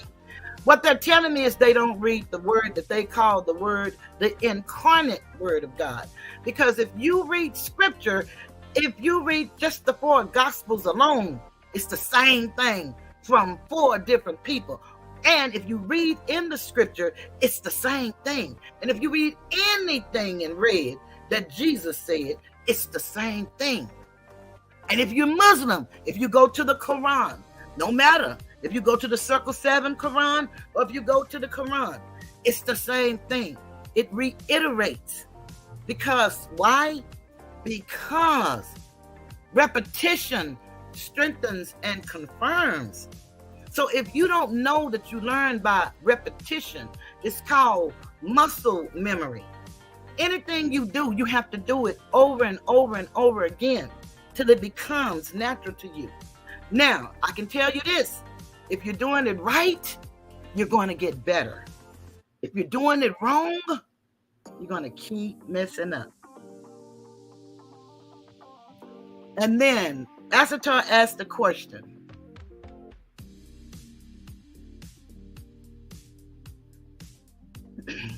Let me tell you, eyes to eyes, before I say what Asatar said. Yacino, don't go. This person, certain types of misleading or deceptive content with serious risk of egregious harm are not allowed on YouTube, but they are allowed to keep coming on calling Suge a child predator, and Hellcat is allowed to call me a child predator. Child, if you don't, now these eyes, y'all block that person. I don't even want them in here anymore because I know that they don't want to have a real conversation. Okay. Now, let me see what Ash said, and then I'll see what you said. Ash said at Yacino, go ask the person who keeps coming after Toothless. Has been doing it since August, and I'm going to say 21st, 1922. These people are weird as fire. They have the audacity to come question the victim, not the perpetrators. And then, Yacino, you said, as we have let go, people is dummies. I don't know what that means, Yacino. We have let go. People is dummies. Yeah, people are dummies for real. But they're choosing to be. And it's sad. You see, I didn't have any issues with anybody until this man decided to make me an issue. Now, when he wanted me to be his manager, I had all the sense of the world. Now he said I'm an old, fat, bald-headed, gummy woman sitting in a room, don't have no friends, trying to buy people's whatever. Not that I'm just a supporter who came and supported you. That doesn't mean anything to that person. And he turns on you. That's his MO. You know, I read from his paperwork that, you know, he likes for people to believe that's so private. No, it's only private for him because he's the one who's guilty, but he keeps doing the same behavior. But what are we letting go of? What are we letting go of, Yacino? So you don't have to let go because you're not called a child predator on YouTube where it affects your whole life. So what are we letting go of? You're not being talked about every day. 330 days to date, that man has made a video about me. You don't find something wrong with that? And if you could go through all of my videos and you can count how many days I made a video responding. And I only respond not to acquiesce. I don't respond to his stupidity. But I do have a new channel that I want you guys to subscribe to where I'm going to talk my little old noise like they talk theirs. I've let them get away with too much.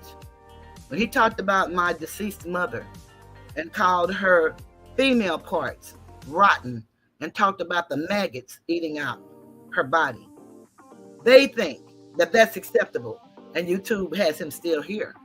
So this deceptive stuff these people talking about, everything I say, I stand on it. And if I'm wrong, correct me and I'll correct it. But I stand on what I say. I talk in truth and honesty. That man is a sucker. I don't really watch him. Yeah, that's the problem. And if you're speaking as far as Kwame goes, Kwame allowed his brother to talk about me as if I was the woman who talks about him under his clothes and all that. I don't do any of that. Never have. I don't hate Kwame. I don't dislike Kwame. I don't like Kwame's behavior. And that's the only thing I ever spoke to, his behavior. And I don't speak about Kwame. But since he chose to allow his brother, and then he made fun talking about you ain't breathing heavy. I don't know what he mean by that. I don't breathe heavy either. I'm a big girl, but I don't breathe heavy. No. Yeah, that man there, every day, 330 days, he has mentioned me. If the whole thing, or he's streaming my live as we speak right now. Yeah, I felt like you was talking about Kwame. That's why I said, Kwame, I don't talk about him. I've said what I had to say about him the times he's mentioned me. And he lied on me. He said I got upset with him because he didn't promote my sister's business. That's a lie.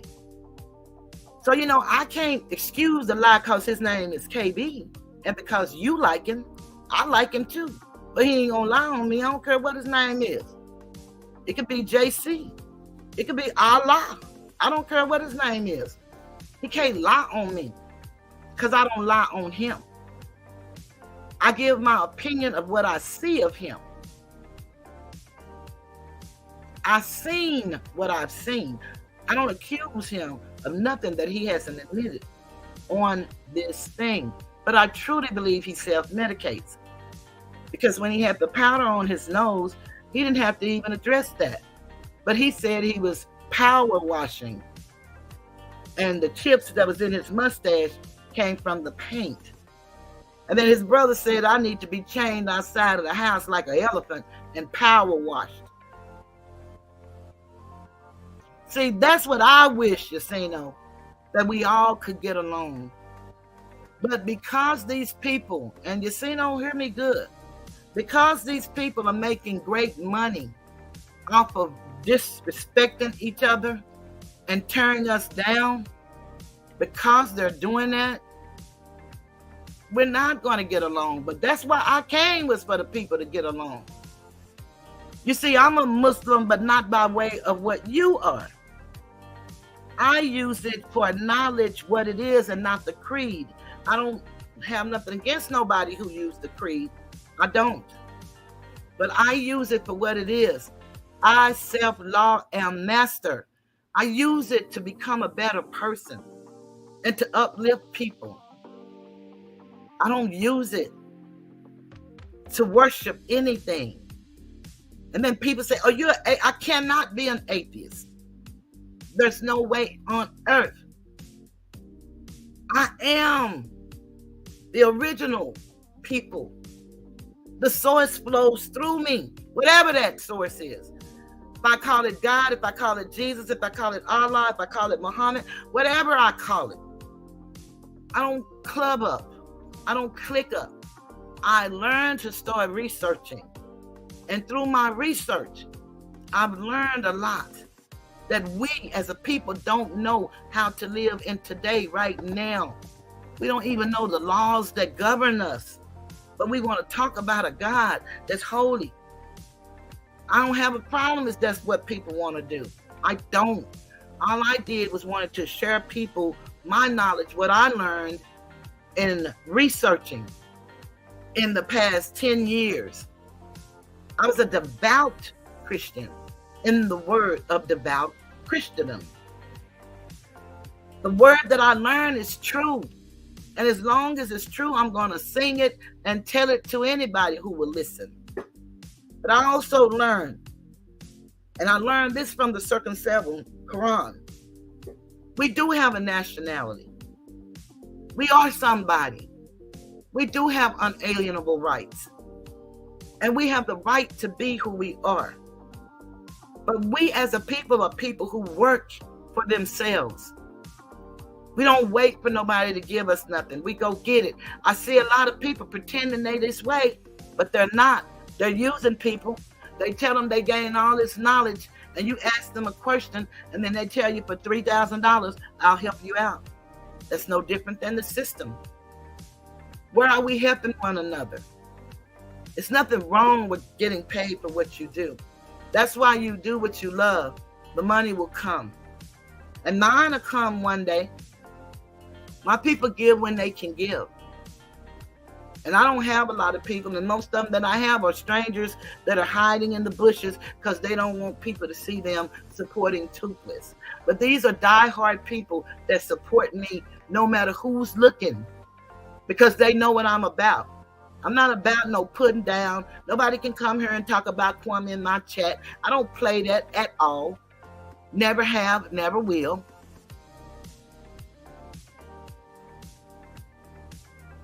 And you can drop the miss, but no, I'm going to talk about people until I get tired, because people talked about me for no reason. You see, again, apparently you missed what I said from the beginning. They drew first blood. Rambo just responds. You can consider me Rambo in this matter. You see, if you check out my videos, you will find that I talk about family. I talk about being who you are.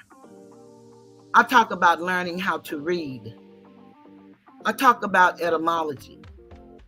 I talk about law, learning that you must have a law dictionary. I give one away and people won't even request one. I give away the 4th edition of Henry Campbell's Black's Law Dictionary. I give away Silent Weapons for Quiet Wars. People won't even request it. And it's for free. But I'm going to talk about anybody I choose that talk about me. And he said, as he laughed, he said, oh, he can't do it, but his brother can. All you have to do is email me. My email is right there, toothlesstiger7@gmail.com. It's scrolling by.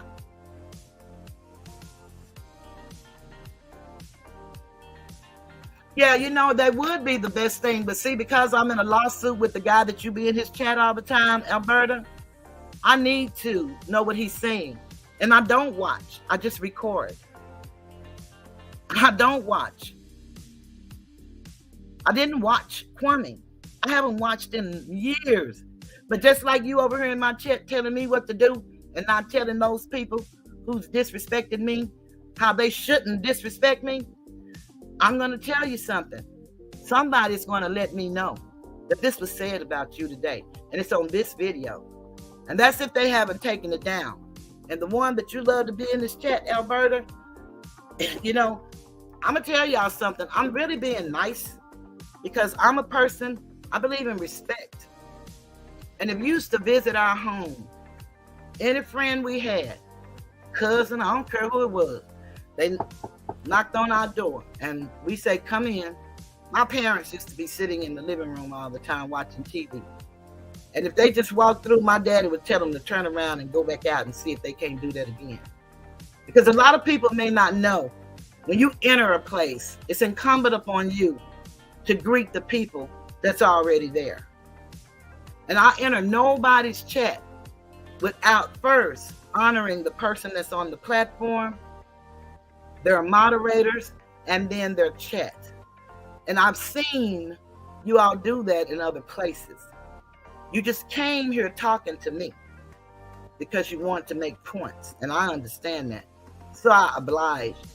But after this day, if you come in here, all I ask you to do is respect my platform. Because I'm not going to come to you with disrespect. But it don't take nothing for me to go there. I live life in the ghetto. So I know all kind of rules. But I played by my own. I was taught by a mama and a dad. And then I had to make decisions. I was born with a 3rd-degree heart block that a man makes fun of and wishes me death on this YouTube. Whether I look at him or not, that's happening. And whether you're donating or not, and most of you are, it's funny. It's funny till it's not funny. Like I said, like he was lying. But one of the things I loved most about this story, he has 160 counts on the lawsuit that he lost to Unbreakable Kicks, and he can't talk about. And this is the Hellcat guy. It says this person aforesaid false statements were seen and responded to by multiple members of the public, to the extent that many thanked him for his statements and agreed with said statements. And that's the way I'm going to say you people, and if you all are not one of them, then it doesn't apply to you. But that's the way you people do when you're over there laughing, as he's calling my mama private parts rotten, and she's been dead for 30 years. Alberta, you can't tell me not to watch. I have family members, and he's disrespecting their mother and grandmother, and they're watching. They're watching. And they hear how he talks about their sister and their aunt. My son doesn't watch. He may tune in, he may not, but he doesn't watch. And he did that because that's who he is, and his mother asked him not to. My cousins, my brothers, my friends, I can't stop them. If anybody knew me in the capacity of who I am as a person, they would not dare sit in there and listen to this man talk the way he talked about me for 330 days, today's date. And he hasn't been talking the last 6 months. He's just been playing my videos. That's all he's been doing, is playing my videos. And Alberta, you tell me, just ignore. You just ignore. Let him talk about you like he talked about me. And maybe you don't care nothing about yourself and you want to be talked about, or you need to be. Maybe that's it. I don't know. But that's not my issue. You see, just because I'm a big girl don't mean I have low self-worth. The girl on Kwame's stage, Yasino, she said while she was laughing at the guy talking about me, and they put up a picture of Pearl. I don't know if y'all remember Pearl, but they put up the picture of Pearl, the guy on Bullied. She said, ooh, she's just too confident. How can you be too confident? I'm not arrogant. I'm not conceited. I am that I say I am, and that I am. You see all this beauty, and she's so pretty, and that's in the eye of the beholder. And some people saying that can't even see. See, because it don't matter how beautiful you are. If you don't know, that's true. You see, that's all I'm saying.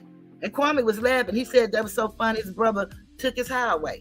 That's not funny. I'm never disrespecting him and talked about him like these people do.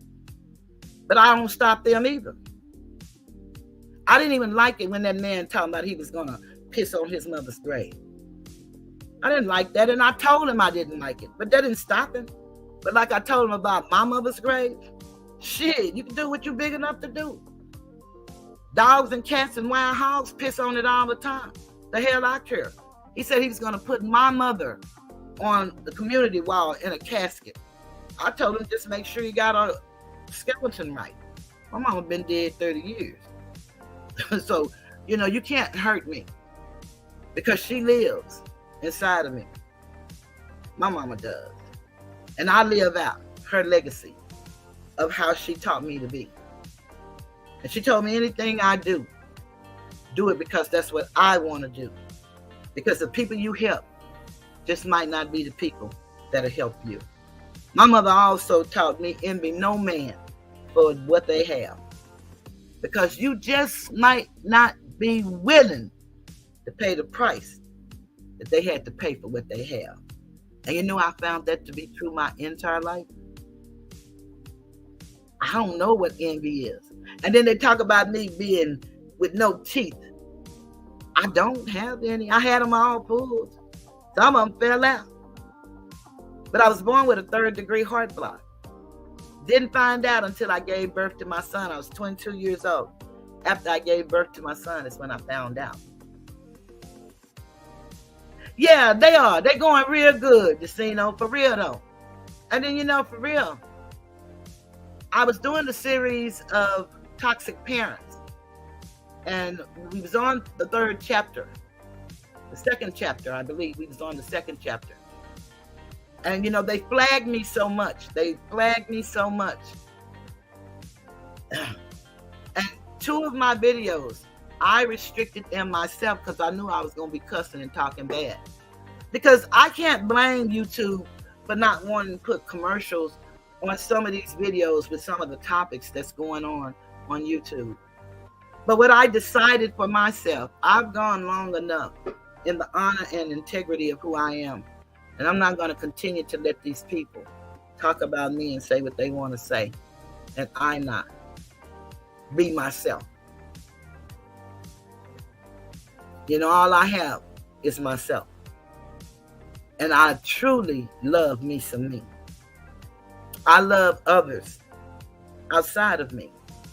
And my biggest mistake is I allow people to be who they say they are until they show me something different. And the show me something different means until they do something that affects me. You see, because we see people behavior all the time.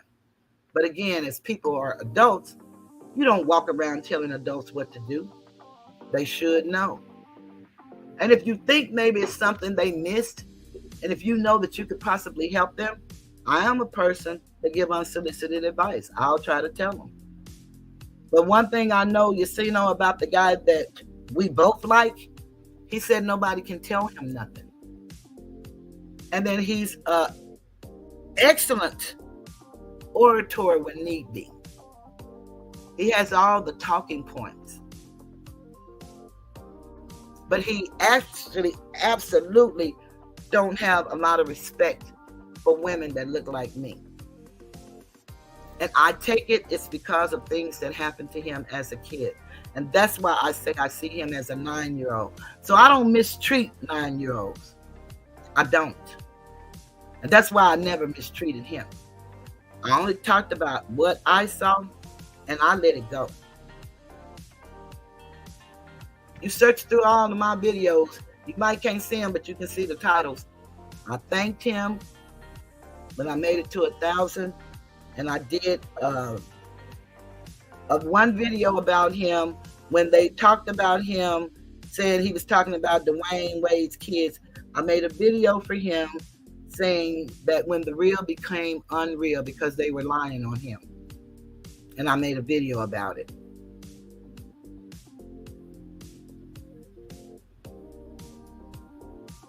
You said he right, nobody can tell you nothing, meaning me? Is that what you're saying? Nobody can tell me nothing? Because that's not what I said. I said he said nobody can tell him nothing.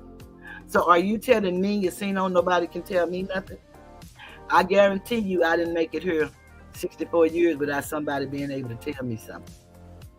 A baby can tell me something. And it has to be applicable to me, whether I will receive it or not. Yeah, well, you said that backwards. You said no him, but yeah, you said that. That's what he said. Nobody can tell him nothing. Because anything I would tell him, I wouldn't want to tell him on YouTube. And that's why I told him, if he really, really, really wanted to talk to me, he has the means and the opportunity because he has my home number and he has my email.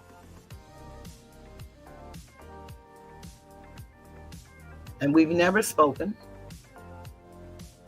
But YouTube is supposed to be for entertainment. That's why I got my second page. It's just entertainment. But I'm unapologetically toothless. I heard him use my word today. I heard him use my word all the time. And he looks at me. And he knows I don't talk about him. Why he allowed that, I don't know. Maybe something was said and he got angry. But I'm not going to stop liking Uncle Suge because they're all angry with him. And one thing I know, I believe if he wasn't in the state of mind that he's in, and I'm talking to you, Yasino, I believe if he wasn't in the state of mind that he was in, that he would have took Gil up on his offer and he could be on a show making $1 million, probably now or more, because they just signed a 5-year contract. They didn't know how it was going to go, but it went so great. They're number 9 sports show right now. I don't know nothing about sports, but it sounds so good listening to those guys talk about their lives, their game, their peers. But if he would have been able, and the only reason I believe he didn't take it is because he knows he's not able to perform at this time. And you don't have to like Suge. It's people don't like me. And you can keep it real. I'm telling you, because you don't like Suge, shouldn't be a reason for you want to stop his livelihood. Just like if I don't like you, I just don't have to like you. I don't have to talk about you and put you down and call you no pedophile and no child abuser and I don't have to do none of that to you. I could just not like you for whatever reason. It ain't even none of my business why. That was the time I didn't even know Suge. But I know him now. And the Suge that I know, not only do I like him, I love him. And I'm going to stand in right. Now, if he wrong, I'm going to go with wrong and tell his ass he wrong. That's just it. But I ain't seen no wrong in this situation. The hatred came when he actually got an opportunity, because he was the only one who was capable and available to do what could be done. I believe Gil really wanted to help Kwame, and I believe he helped Kwame a lot. I believe they really do have a brotherhood. I don't know that they're friends, but they have a brotherhood. They played basketball together. That means something. We don't know these people. They know each other. Whatever they know about each other, they know. We don't. They shared a locker room. We didn't. So there ain't no this picking, that picking. I don't have shit to do with that. But I can see. And I can see that they don't have hatred for one another. One is just doing well, and the other one, not so much. That's what I see. And when he does something with him, then he'll be able to do whatever he want to do. But he's going to have to make some decisions and do some things different.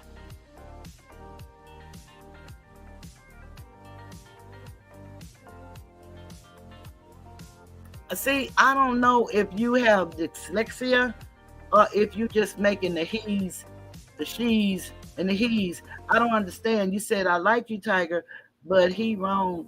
He talk about everybody else when he got dirt. No, everything that Suge has in his life, believe it or not, and we all have dirt of some sort that somebody would call dirt, you see, no?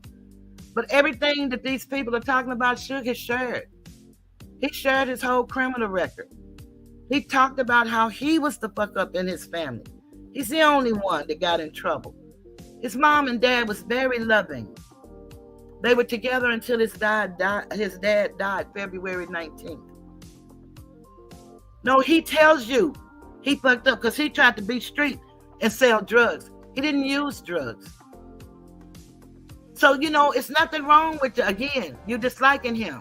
But everybody that Suge has gone after, they went after him first. And that's what Kwame used to say before he started messing with these YouTubers. And he was telling the truth back then. He didn't talk about none of them people publicly until they talked about him. Once you draw first blood, you can't tell Rambo how to respond. So ain't no need of you. See, my dad had taught us about touching. You can't tap somebody, and then if they knock the shit out of you, you want to cry and talk about they did you wrong. No, you were out of line for touching them. So if you keep your hands to yourself and somebody hits you, then it's a different story. It's on like Donkey Kong, as the kids say. But you gotta be true to the truth. You don't have to be true to me. You don't even have to like me. You got to be true to the truth and what you know to be true. You see, I know not everybody on here did not have parents. Now, I know a lot of people had some bad experiences. But some of y'all had to have had parents that had some type of life values, some type of jobs. And if they didn't have nothing to give you, they gave you all they had to give, and that was themselves. And that's what this thing is all about. Suge had that. You see, it's amazing how these people attack people that has a nucleus family. They attack people that have genuine relationship with their families. And it could be envy. It could be jealousy. Or it could be pure hatred. I don't know what it is. And I don't presume to know. I don't even try to. What I try to do is do right by everybody in hopes that they would do the same for me. But in the event they don't, then I say forget them. And I mean that with a UCK.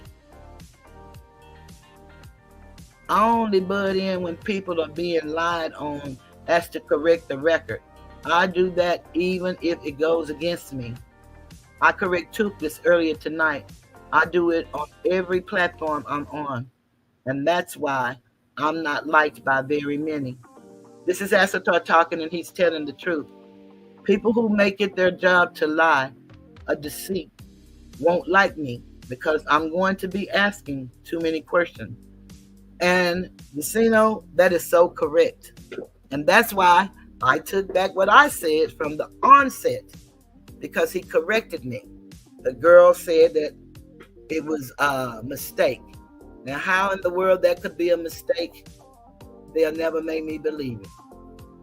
Either she lied or she was made to lie.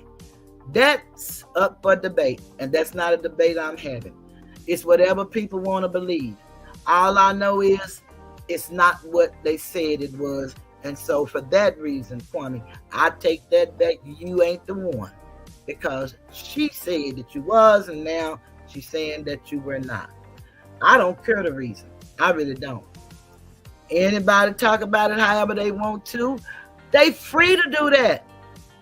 And just because I don't see it the way they see it, don't make me not like them. It's amazing. They can talk about all of this about Suge, who's been convicted of nothing. And you know what the favorite line is? Just because he hasn't been convicted doesn't mean he didn't do it. Well, don't you know it's people convicted and they didn't do it? You know, people got to know. But one thing I can tell you, if you convicted, you're guilty of it, whether you did it or not, if you're convicted. You know, these people just say anything. And then they make these stories so elaborate. And then people actually laugh at this stuff like it's really true. This stuff that's going on, these people have been doing that. Black been doing this on Facebook up until now. This stuff that's going on, Hellcat. Hey, Regina M, I ain't seen you in a while. Hope all is well. Hellcat been doing this stuff ever since he was put out of the sneaker community. He was doing it in the sneaker community. That's how he ended up in the first defamation lawsuit. And he's in this one because of what he did to me. But I tell you, it's all about respect and people being adult and taking responsibility. It's not about no dislike and hatred for me. Well, grown men shouldn't be messing with little children. But see, I think where you are saying that, then that lets me know you still are not accepting truth for what it is. Grown men aren't messing with little children except for the ones that are. They had Sinetta, I think at one time was 33 and the girl was 15. Brother Polite, that little girl that he was with, and he's going through conviction now. But when you put Suge in that category, he was not a grown man. He was 18 when she got pregnant, and he was 19 when his child was born. So you cannot make that be other than what it is. And if you put that in there, then you're being, again, disingenuous.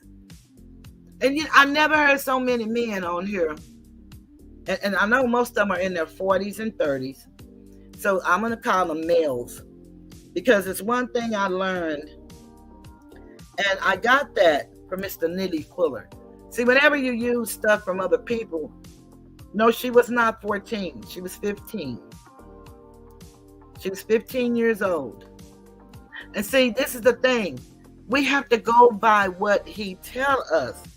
Unless you're her brother or you was with them in school and you know the story from then you can tell me that. But if you do the math, all you have to do is math. And if you're a Muslim, then you know that mathematics is the closest thing to God that you'll ever know. So do the math with me, you see, And then if you still come up with your answer, then no, he was not. Let me tell you the story, you see, so you can get it right. Okay? He was 18 years old in January when he met her.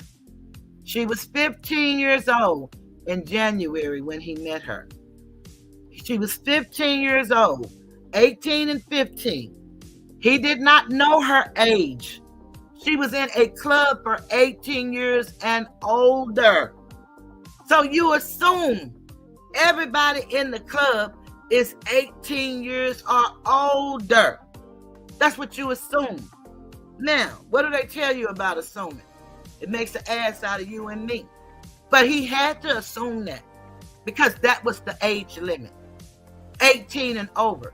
So if you were a real thinking man and an honest, true man, when you heard that she was in a club for kids 18 and older, then that should stop the argument right there.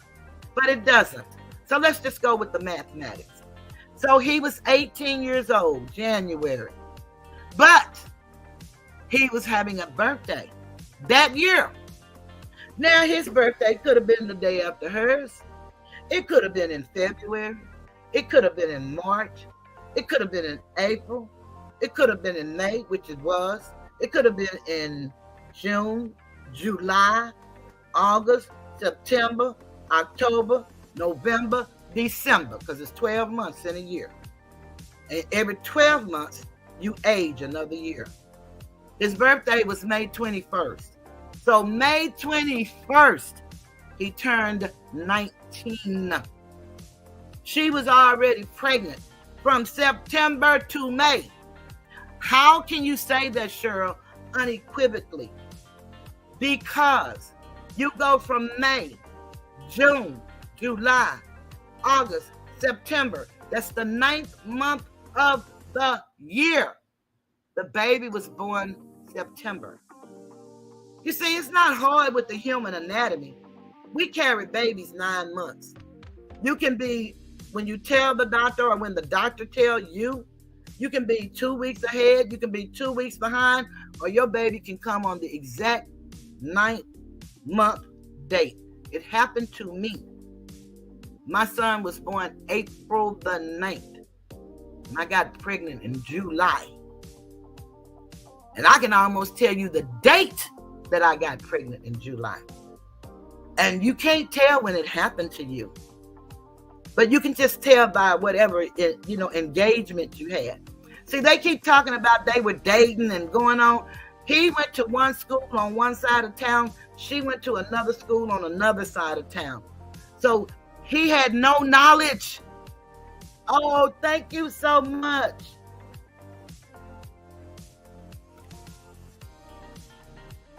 Oh, that's absolutely beautiful. I feel good. I'm trying to put it up on the screen. It says, we chase phantoms half the days of our lives. It is well if we learn wisdom even then and save the other half. Mark Twain said some good stuff. Let me put some respect on that. Your face.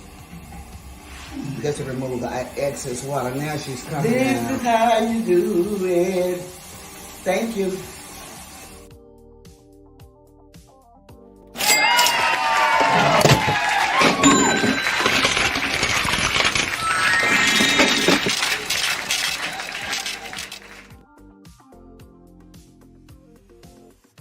Let me take you back to my elementary school days. I didn't do nothing to these people. I didn't do nothing to these people. I didn't do nothing to these people. People. I didn't do nothing to these people. I didn't do nothing to these people. I didn't do nothing to these people. People. I didn't do anything to these people. But I'm being bullied anyway. We will stop the bullying. And it starts with me. My new hashtag, not me.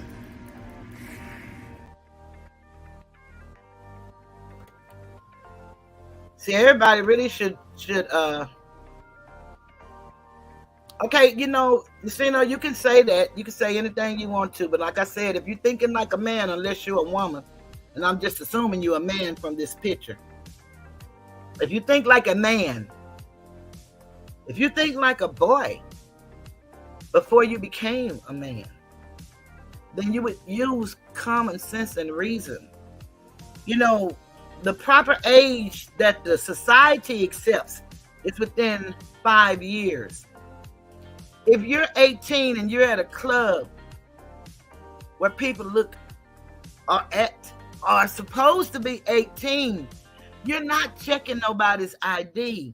So y'all really need to stop it. They were in high school. It is true. That story may not be true about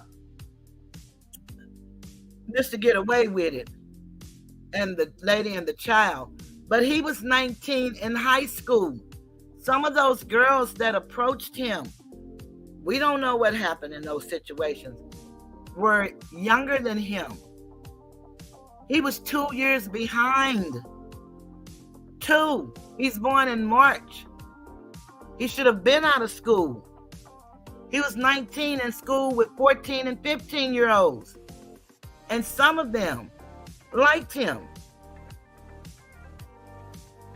I never mess with no kids, even at the club. And my Suge, the same. You mean me and Suge is the same age.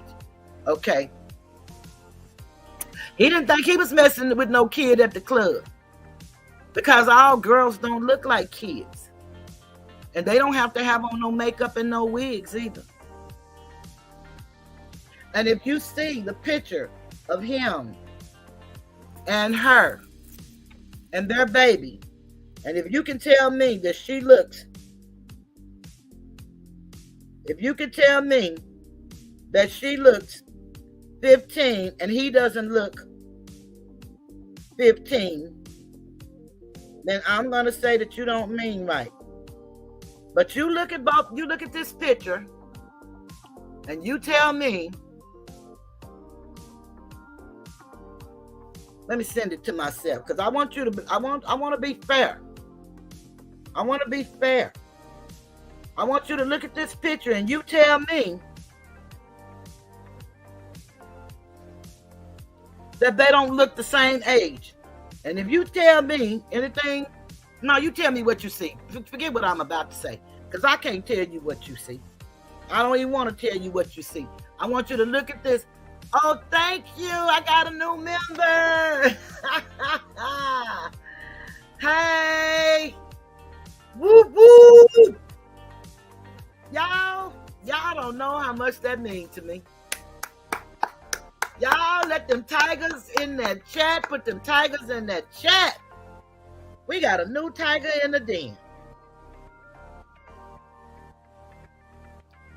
And you know what hurts me more, Nobody cares about this young man's feelings. Nobody cares about how this may affect him. Everybody just want to talk about Shug. They don't care about this young man. But they say they care about their children. But your man was talking about Shug's 17-year-old daughter. And she wasn't 17 at the time he said this, sitting up on the counter with her ass on the counter. Who would be referencing a kid's ass? And he's a grown man now. And he said that.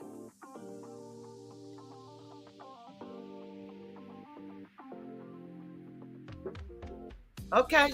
Well, tell me about that. Since you think that's crazy, tell me about that. Tell me about a grown man referencing a kid ass on a counter. Tell me about that. You see, come on. Let's keep it real. You said we got to quit being crazy. Let's keep it real. Tell me about that. Tell me about it now. I want to hear it because now, you say you're reasonable.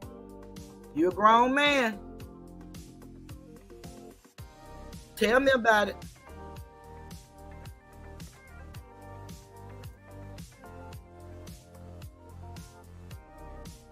What are your thoughts about that? You see, what do I mean? What are your thoughts about a grown man talking about a kid's ass on a counter? He said you're sitting up there with your ass out on the counter.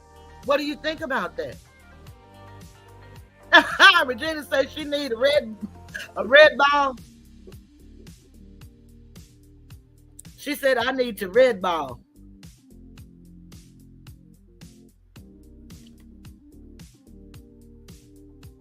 Sugar Man, there go the vice president.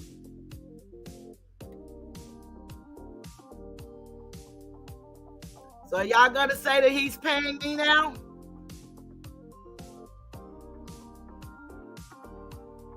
I want to just share this screen. Sugar Man, I have to hit you up in a minute. I know that's wrong. But why won't he own up to it? See, it's nothing that Sugar's done wrong on this YouTube that he hasn't owned up to. It's wrong. And once he owned up to it, it's wrong. And he made it right with everybody that needed it to be right. Why do he have to sit on here and try to remake people that are younger than him?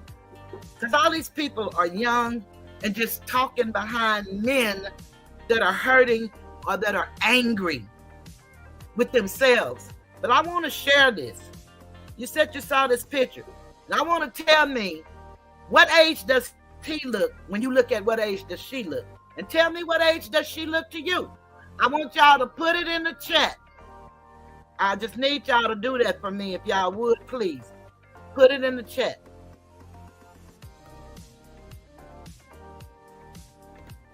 See, it's not hard at all to debunk.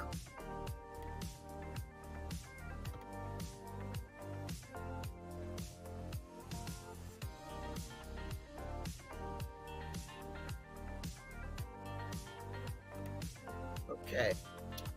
I want to make this big, and it's not coming up big. You know why it's got my name up there? All other stuff, I don't never have my name up there. And now it don't even want to show my picture big. Let me see if I do this.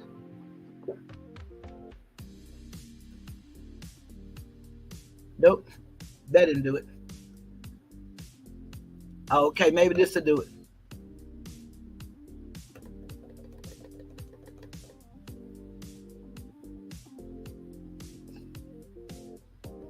Hold up. Okay, now people are flagging me all of a sudden because I'm showing the young man and his. Now they want to. Okay, put in the chat. How old does he look then? You don't think they look relatively close to the same age? I just need y'all to answer that for me.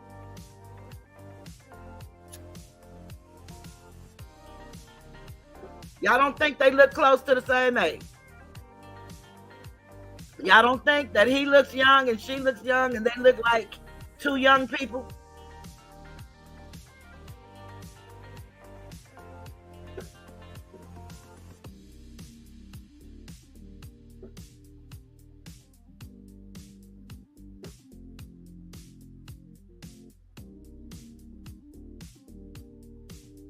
Okay.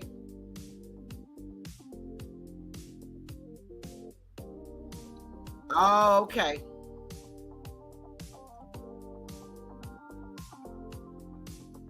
Okay, they don't look like So you see, no, to you, they don't look like two young people to you around the same age. Is that what you're saying? And she doesn't even have on makeup. She's a pretty girl with beautiful skin. And they look the same age. Look how young he looked. He doesn't really look 18 if you look at his picture. So I don't get it. I don't know what no tiger means. No tiger. I don't know what that means. You need to explain what you're saying. Oh, you saying to you she looked 13 or 14. Oh, okay, I got you. How old do he look? Tell me, how old does he look? And I know it's more than Yacino in this chat. We got 23 people in this chat, and it's more than him was typing. So did all of my typers leave the chat? Tell me, how old does he look to you on that picture?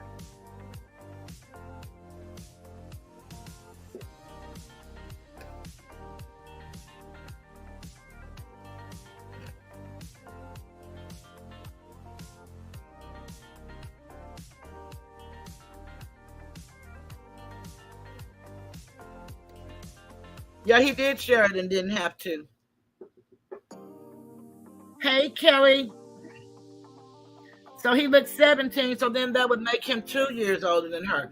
And so you've never dated anybody 2 years, because their ages is actually 3 years and 7 months apart. That's in all actuality. And Suge is the victim here, Maria, and I would have to agree, because he was the one lied to. And she didn't lie by saying it. She lied by being there. Because the club was for 18 and over. She was just having fun. She didn't know she was going to meet no guy that swept her off her feet. That could have been her very first encounter with another, well, let me say with another human being, with a man. Hey, Sister T, glad you're here. Timmy Lee, it doesn't have anything to do with the best argument. See, because there is no argument. I'm trying to get humans to use sound reasoning. If you use sound reasoning and take the names off of everything, then you guys wouldn't be saying the stuff y'all saying. Timmy Lee, you got to understand, that ain't the way this works. Should looking young is not the best argument to make.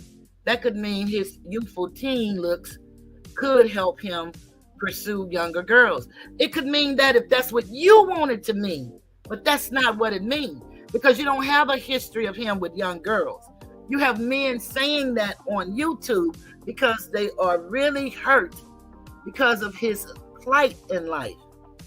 You see, if they believe again, Bayusino, if they believe again in what this book they call the Holy Bible says, it's the Son book. Okay, if they believe in that book, then they're not going by what they believe. This man is being falsely accused of being with 2 girls at the age of 19. That's humanly impossible. And then you make up, not you, Timmy Lee, but the people who's telling the story, make up a story to fit their story. This is not about putting name tags. It's about putting truth and a lie to shame. You understand? A well-dressed lie is still a lie. He doesn't have a history, a known history, nowhere other than YouTube, with 3 men. One has a alcohol drug problem. Well, really, they all have a drug problem. And 2 of them have an alcohol problem. The other one, I've never seen him drink. So this is about 3 men who self-medicate in order to come on here and do this show. And y'all taking it as if it's the gospel.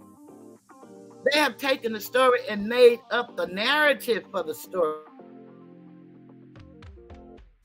None of these people knew Suge when he was 18. None. Kelly said, Madria, right. People don't think of young men the way they see young women. That's why they don't see Suge as the victim. So true. So true.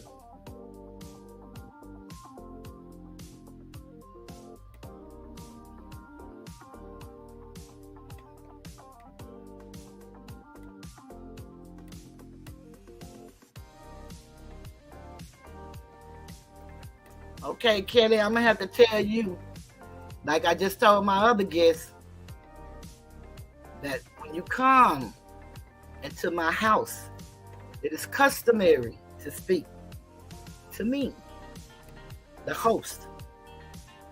I don't mind you speaking to Sister T and nobody else, but trust me, you can't come in my house and speak to others and not speak to me. I consider that disrespectful. That's what I consider it. And when people used to come in our house, I just told the story right before you came. When people used to come in our house, knock on the door, my daddy said, come in, and they didn't speak, he'd tell them, turn around and go back out and see if you can't try that again. And sometimes we have to stand back there and try to tell them, speak, speak, speak, because they didn't know what they were doing wrong. But it's always customary to speak to anybody when you enter a place. And I know you know that.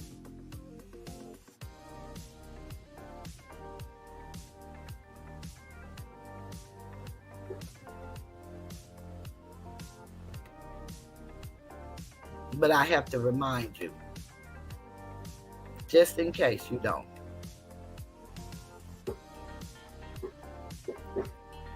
Like I said, for me, I don't follow trends. I'm a trailblazer.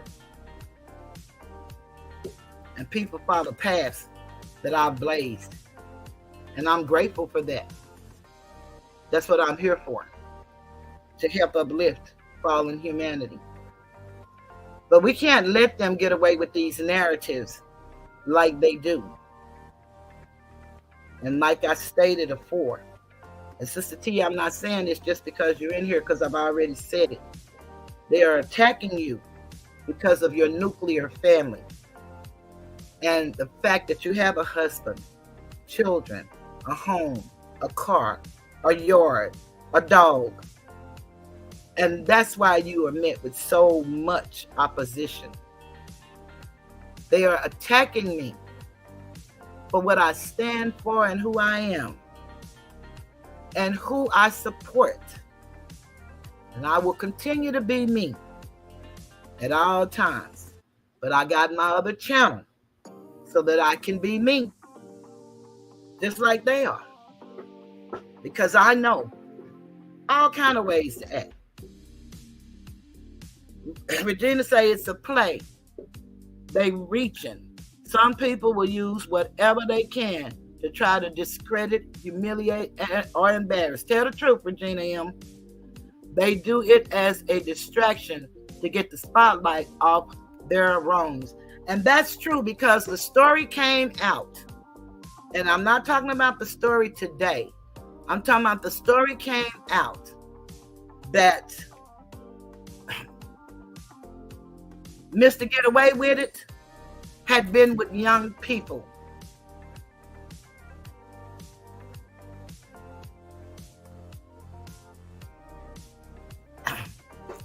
Okay? He had been with young people. Then he brought his cousin on, who is transgender. And we don't have no problem with transgender. You want to be transgender? You are transgender? Salute. But the reason he brought him on, and the day that he brought him on, was very significant. Because he brought him on, he said, to read you heterosexuals. That was wrong. And he did it on Mother's Day. That was wrong. And so the story was out about him and what he had done. So then the story then changed to Suge being of a young age and older than the girl. And now we're going down this rabbit hole. And because Suge was able to sign under Gilbert Arenas as the vice president and just got offered a 5-year contract for his work ethic and his work. So that's why it is a play, Regina. You're so right about it. That's why they're going on and on. But we can't allow them. And then we have this Hellcat guy with one eye who says over and over, pedophile, child predator, and then he puts the athlete name in there with that sentence and talking about, I know how hard it was for you to get your name back and get your contract back, but that's to destroy his brand. And he can't touch that man's brand. He's nowhere close to that man's brand. That man is so loved and has helped so many. He helped all of us. He helped us all in this sector. He did the things that we were promised by Mr. Got Away With It. When he opened his membership, and we all have memberships, and I give away discounts, and nobody purchased anything from me, so they don't get the discounts, but that's what I give away. And then I give away a massage a month if people in my group will let me know if they have a massage envy in their town. I give away one a month. I've given away 5. And I've been giving them away since last May, Mother's Day. And I've only given away 5. And I have approximately 20 for 1 hour. But these people are just wanting to destroy anybody that appears to be doing good or better than them. And, I try to get people in the mindset that what they should do is not compare or compete with anyone but themselves. I can come back on camera now. I just went off camera because I was smoking a cigarette. And I'm trying not to smoke cigarettes on the screen, especially not on this channel. That's something that, the algorithms are getting more commercial friendly, and a lot of the things we used to say and talk about and do, they're not allowing us to say, talk about, and do. So that means if you are creative, then you have to conform. And that's what a lot of problems with these people here on YouTube, they have not to be flexible and to conform.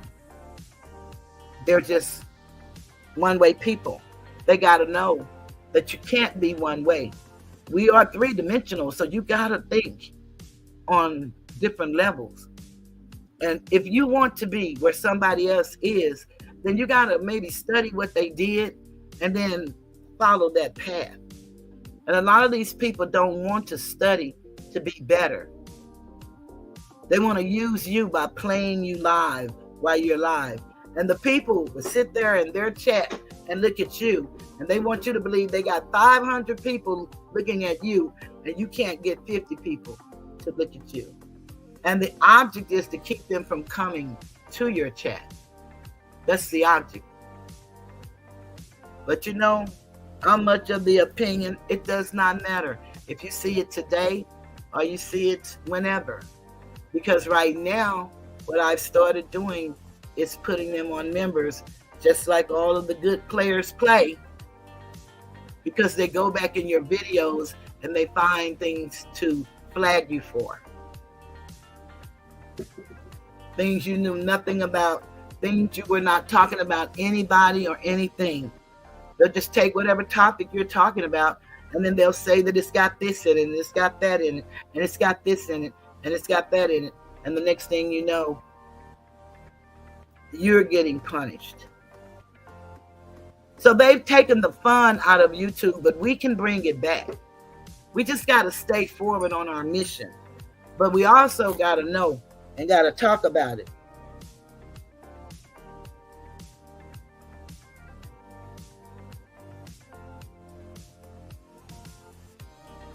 Yep. And that's really fine.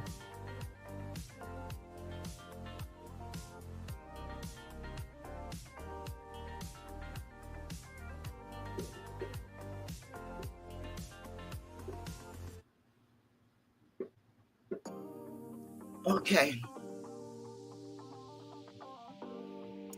So we got to really learn for real how to make this thing work. And that means going back to who you are and your creativity. But never miss an opportunity. When people take slugs and they're going for your livelihood, never miss an opportunity to correct a wrong. You see, nobody can do for me what I can do. And you certainly can't tell what happened to me or about me better than I can. Sugar's never kept it a secret about his record, about anything that had to do with him, his children, his love and respect for their mothers, his love and respect for his mother and his sisters. And one thing that family has is longevity, because all of his sisters he shared with us are married to their high school sweethearts to this day. And all of his sisters are older than him. So that means they've been married an awful long time, like their parents. It's a lot of hurting people out here. And I did a video, hurting people hurt people. Not all hurting people, but some. They lash out. Some of those lashes are cries for help. And if you're not quick about your wits, you won't know it. And you won't see it. But some of these people are crying for help. And help is available. Sometimes people just don't like the messenger. Like I said, it used to be several names streaming and typing in the chat. And a lot of them are not doing that because they don't want to be seen supporting me. And I understand that. Because it's not a good thing, nor is it fun to have somebody talking about you in the manner in which these men lie and talk about you. And then they say it's just entertainment. This is YouTube, right? Okay. But remember that when I decide to talk back. Seriously, Regina said, think about it. It sounds like these people that are trying to put the little P on a man are allegedly men themselves, all with questionable backgrounds. Men that don't play about that play. Tell the truth. Tell the truth, Regina. That was well said. And it really, these people really have some questionable backgrounds. They want this man to have a drug problem. He doesn't have a drug problem. He doesn't do drugs. Never did. And they just try to come up with anything. When did that start being entertainment? I thought it was about humor and laughter and fun. How is it trying to uncover somebody's life history or something that a family member did in their family? How is it that that becomes entertainment? Now, it would really be sad if you put some stuff up about somebody I know. But trust me when I tell you, I didn't do it. Now, if you find me doing some shit, that's a different story. And you're not going to find it because it doesn't exist. So I think as a community, we need to start taking accountability. And there's nothing wrong with you liking who you like and being in their chat and laughing or whatever. I did it until I learned the hard way. Some stuff you're going to have to really just let go of, no matter what it is and who it is. Some stuff you're going to have to do that. You have a disagreement with me and then you start talking about my son or my spouse. Those kind of are words that you can't take back. See, once you say something, it can't be unheard. And there's no need to tell me I didn't mean to say that, because you did. Because you didn't have to say that. You chose to say that. See, a lot of people say they make a mistake No, things just don't go the way you plan when you make a decision. And when it doesn't go the way you plan when you make a decision, then you call it a mistake. But it is not. It's a choice. And so what we have to do is start making better choices. And we got to decide if this is what we want, then do whatever you want to do. But just remember, there are consequences to every action. And for every action, there is a reaction. Most definitely.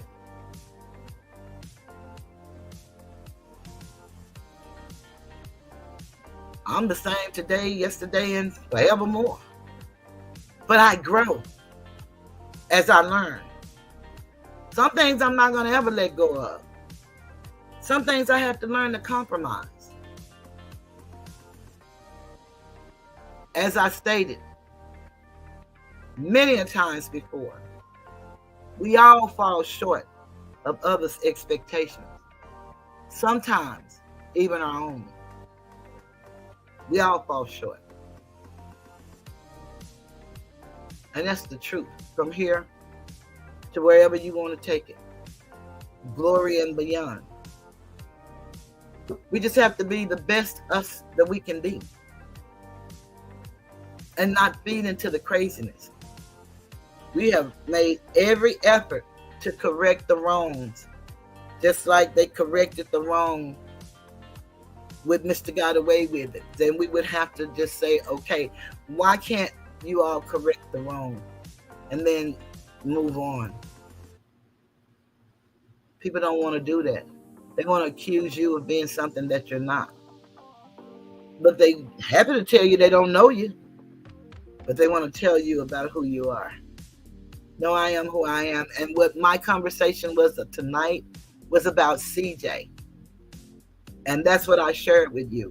If you missed the beginning, I'm going to leave it up for a minute. And then I'm going to put it on members only. But we need to really start trying to come together. Because there's going to be a time with AI and the algorithms.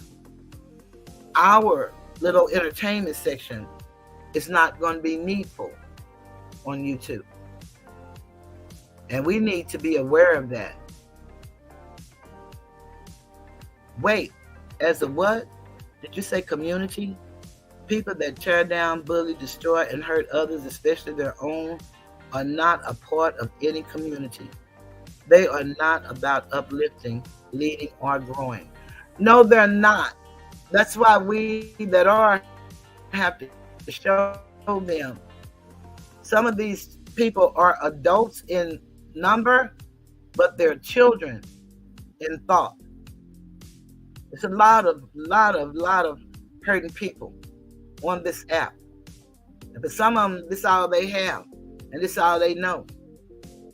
They used to play games, or they used to look at other things, and then they found people that looked like them that they could interact with.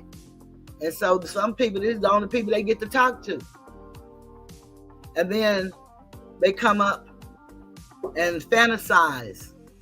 And with the women, they come up with the limerence and make up these relationships in their minds that have nothing to do with reality. You're so right about it, Regina M. We're a community divided, but we're a community none or less, more the same, because that's what YouTube calls it, their community guidelines. YouTube calls it a community. And so we have to act accordingly. I am so grateful for all of you guys that came in. I am so grateful. And as you all know, it's about time I'm going to get ready to end this. I have had a beautiful evening, and I enjoyed you seen OG, because I've seen that person around, and I really enjoyed the conversation. And we know that we can't change people's mind. If the truth doesn't allow you to see, then there's nothing that I can say or do. My daddy said ain't nothing wrong with right, but people don't want to do it. And ain't nothing wrong with the truth, but people don't want to tell it. And so that's been the truth my whole life. I believe that. And so I have to go along with that. And I'm telling y'all, if the weirdest thing ain't never happened to me, I'm sitting here and my little email is just going by itself. That is some weird stuff there. Because my mouse is way over here. It's not on my email. I tell you, this technology, I don't understand it. I honestly don't. I do my best with it, but I don't really understand it. But I've had a beautiful time. I hope you guys enjoyed it. And again, like I said, I'm going to leave the video up for a while for those who, didn't see the beginning. If you want to go back and see, basically, I talked about justice for CJ. If we would, anybody that's in the chat, if you would, please just type in justice for CJ. I spoke with Ann Proctor, and she's doing okay. And she's wants to interview, and so we will be interviewing. I don't know when at this time, but we will be interviewing. I'd like for you guys to, if you haven't signed up for my new channel, sign up for my new channel. I plan to debut Friday. And it's kind of like a variety. It's just, humor. Nothing's off limits, just humor. Fun. I'll probably talk about some current events and things like that. Like I said, with this new algorithm thing, I'm just trying to find my way. I think I've given enough information on us. If somebody has something they can add without taking it too far, because they have these things that they call misinformation, and when we come to talk about us, a lot of times that's what they say it is, conspiracy and misinformation, which that is not always true. But I understand this is America and this is their platform. I said these types of people are not about any form of change for the better. They are what they are and will be. We sometimes have to leave some behind. First step to stop watching them, black them out. And someone said that, and as I stated before, some of them I don't watch. One of them I watch. I don't watch the video as much as I record. I really know what I'm doing. I promise you I do. And the formula works for us all the same way. But when you're a king, you move like a king. And I'm a king. And that's how I move.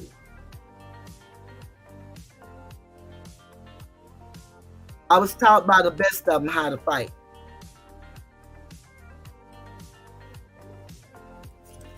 And I fight with pen and paper. I was taught by the best of them. My oldest sister fought all her life on a job because of discriminatory practices. And she worked for almost 30 years, if not 30, for the state of Texas. And my cousin, she worked for an insurance company. And she had to fight. And they taught me how to fight. And trust me, I started learning on my own. So I took what they taught me and what I've learned, and I put it into practice. I advocate for others. Certainly, I can advocate for myself. But whether you look at these people or not, don't make you the subject. And there are some things you cannot allow to just go by. In law, there is a word called acquiescence. And I don't acquiesce to no one and nothing. In law, you're called a child predator, and you do not rebut or refute that. And that's what you become in the eyes of the law. Just by what somebody said. Now, some people can say that's not true. I'm not a lawyer. I don't give legal advice. All I would advise anybody is to read. It's available to us all to read. Then you speak with a professional if you need to. But read, because they got to get their bar number, whatever they have, they got it by reading. They learned how to research. And then they know how to interpret. But reading is fundamental. So you may not get it the first time. You read it again. You read it again. And you keep on reading it until you get it. That's what you have to do.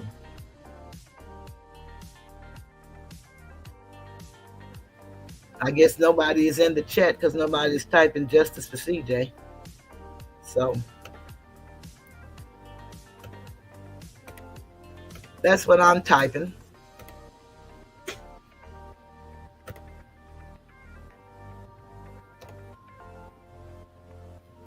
And of course, I am preparing to leave the Tiger's Den. I hope you all have a beautiful rest of your week.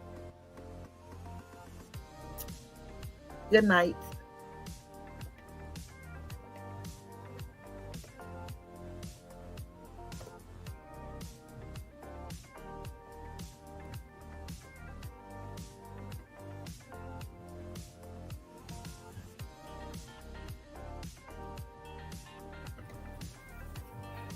In remembrance of CJ,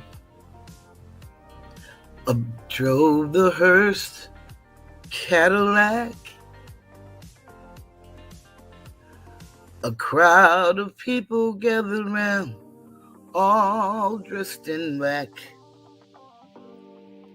And as they removed his body from the car, such pain she never knew has filled her heart. Why, oh why, I heard his mother cry. But oh Lord, it was the beginning of her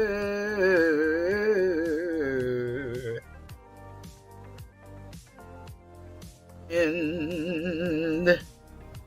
Justice for CJ.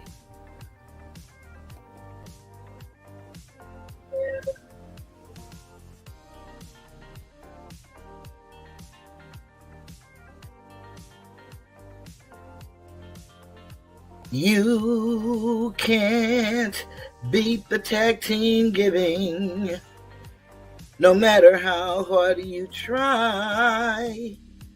They'll just keep on and keep on telling lies on videos. Do or die. They'll send trolls in your chat to get you all bent. You just keep going and stay focused on the content, because you can't beat the tag team giving. That ain't no lie. It is written, shun the very appearance of evil, and don't let your good be evil spoken of.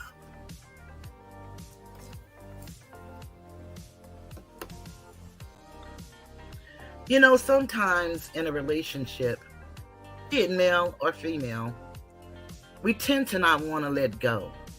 No matter what's going on in our relationship, we just want to hold on.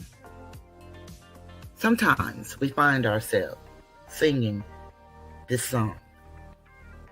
And I am telling you, I'm not going. You're the best man I'll ever know. There's no way I can ever go. No, no, no, no way. No, no, no, no way I'm living without you. I'm not living without you. I don't want to be free. I'm staying, and you're gonna love me. Ooh, ooh, ooh, love me. You're gonna love me.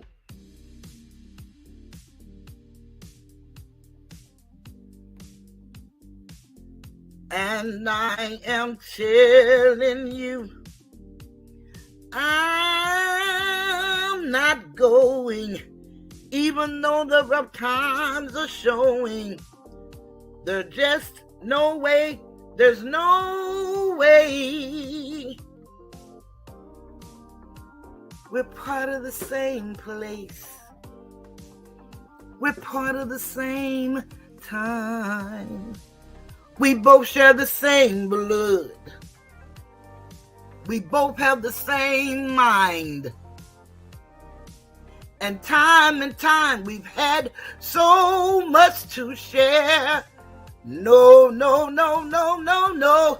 I'm not waking up tomorrow morning, and finding that there's nobody there. Darling, there's no way. No, no, no, no way. I'm living without you. I'm not living without you. You see, there's just no way. There's no way. Tear down the mountains, yell, scream, and shout. Like you can say what you wanna, I'm not walking out. Stop all the rivers, push, strike, and kill. I'm not gonna leave you. There's no way I will. And I am telling you, I'm not going. You're the best man I'll ever know. There's no way I can ever go. No, no, no, no way. No, no, no, no way I'm living without you. I'm not living without you. Not living without you. I don't want to be free. I'm staying, and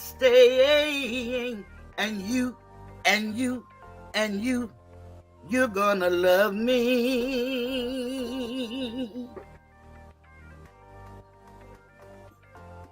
You're gonna love me. Yes, you are. Ooh, ooh, love me. Ooh, ooh, ooh, love me. Love me. Love me. Love me. You're gonna love me.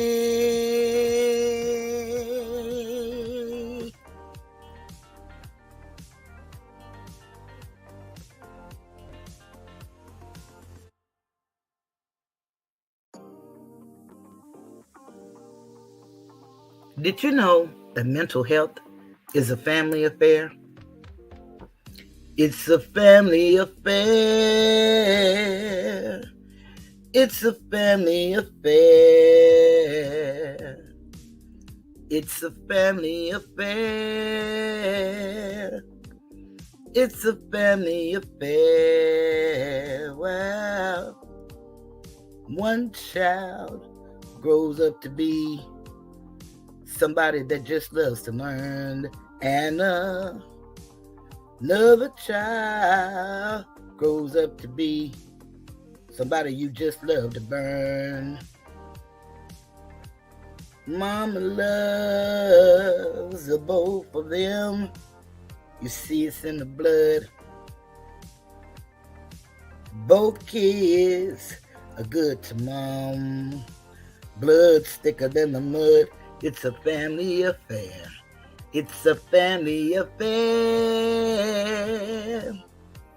It's a family affair.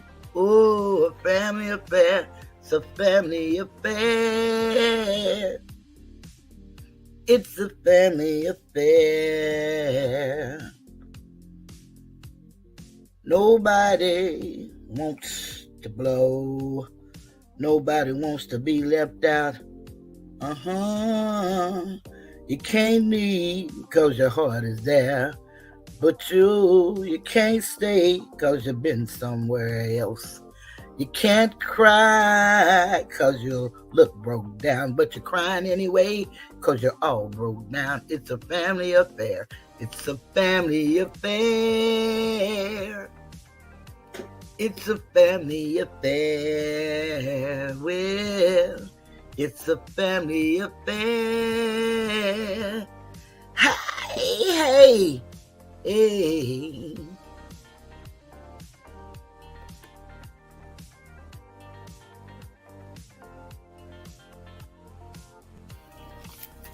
In a mother's love, you will find everything.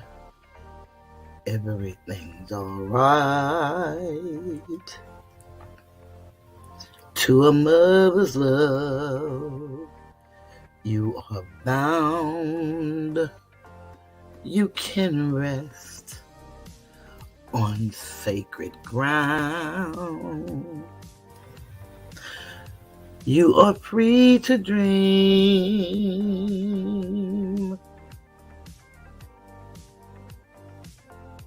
because she sees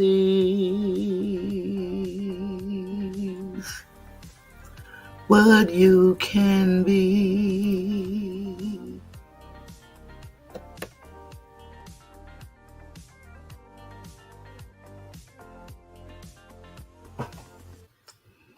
I believe the children are future. Teach them well and let them lead the way. Show them all the beauty they possess inside. Give them a sense of pride to make it easier. Let the children's laughter remind us how we used to be. Everybody's searching for a hero. People need someone to look up to. I never found anyone to fulfill my needs. A lonely place to be. So I learned to depend on me. I decided long ago never to walk in anyone's shadow. If I fail, if I succeed, at least I live as I believe. No matter what they take from me, they can't take away my dignity, because the greatest love of all is happening to me. I found the greatest love of all inside of me. The greatest love of all is easy to achieve. Learning to love yourself is the greatest love of all.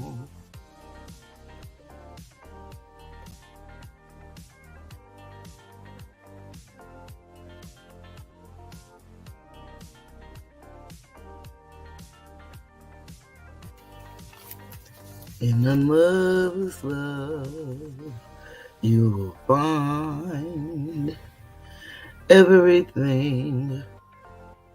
Everything's alright. To a mother's love, You are bound. You can rest on sacred ground. You are free to dream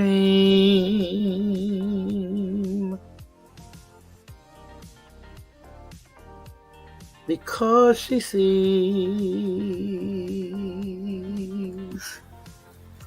what you can be.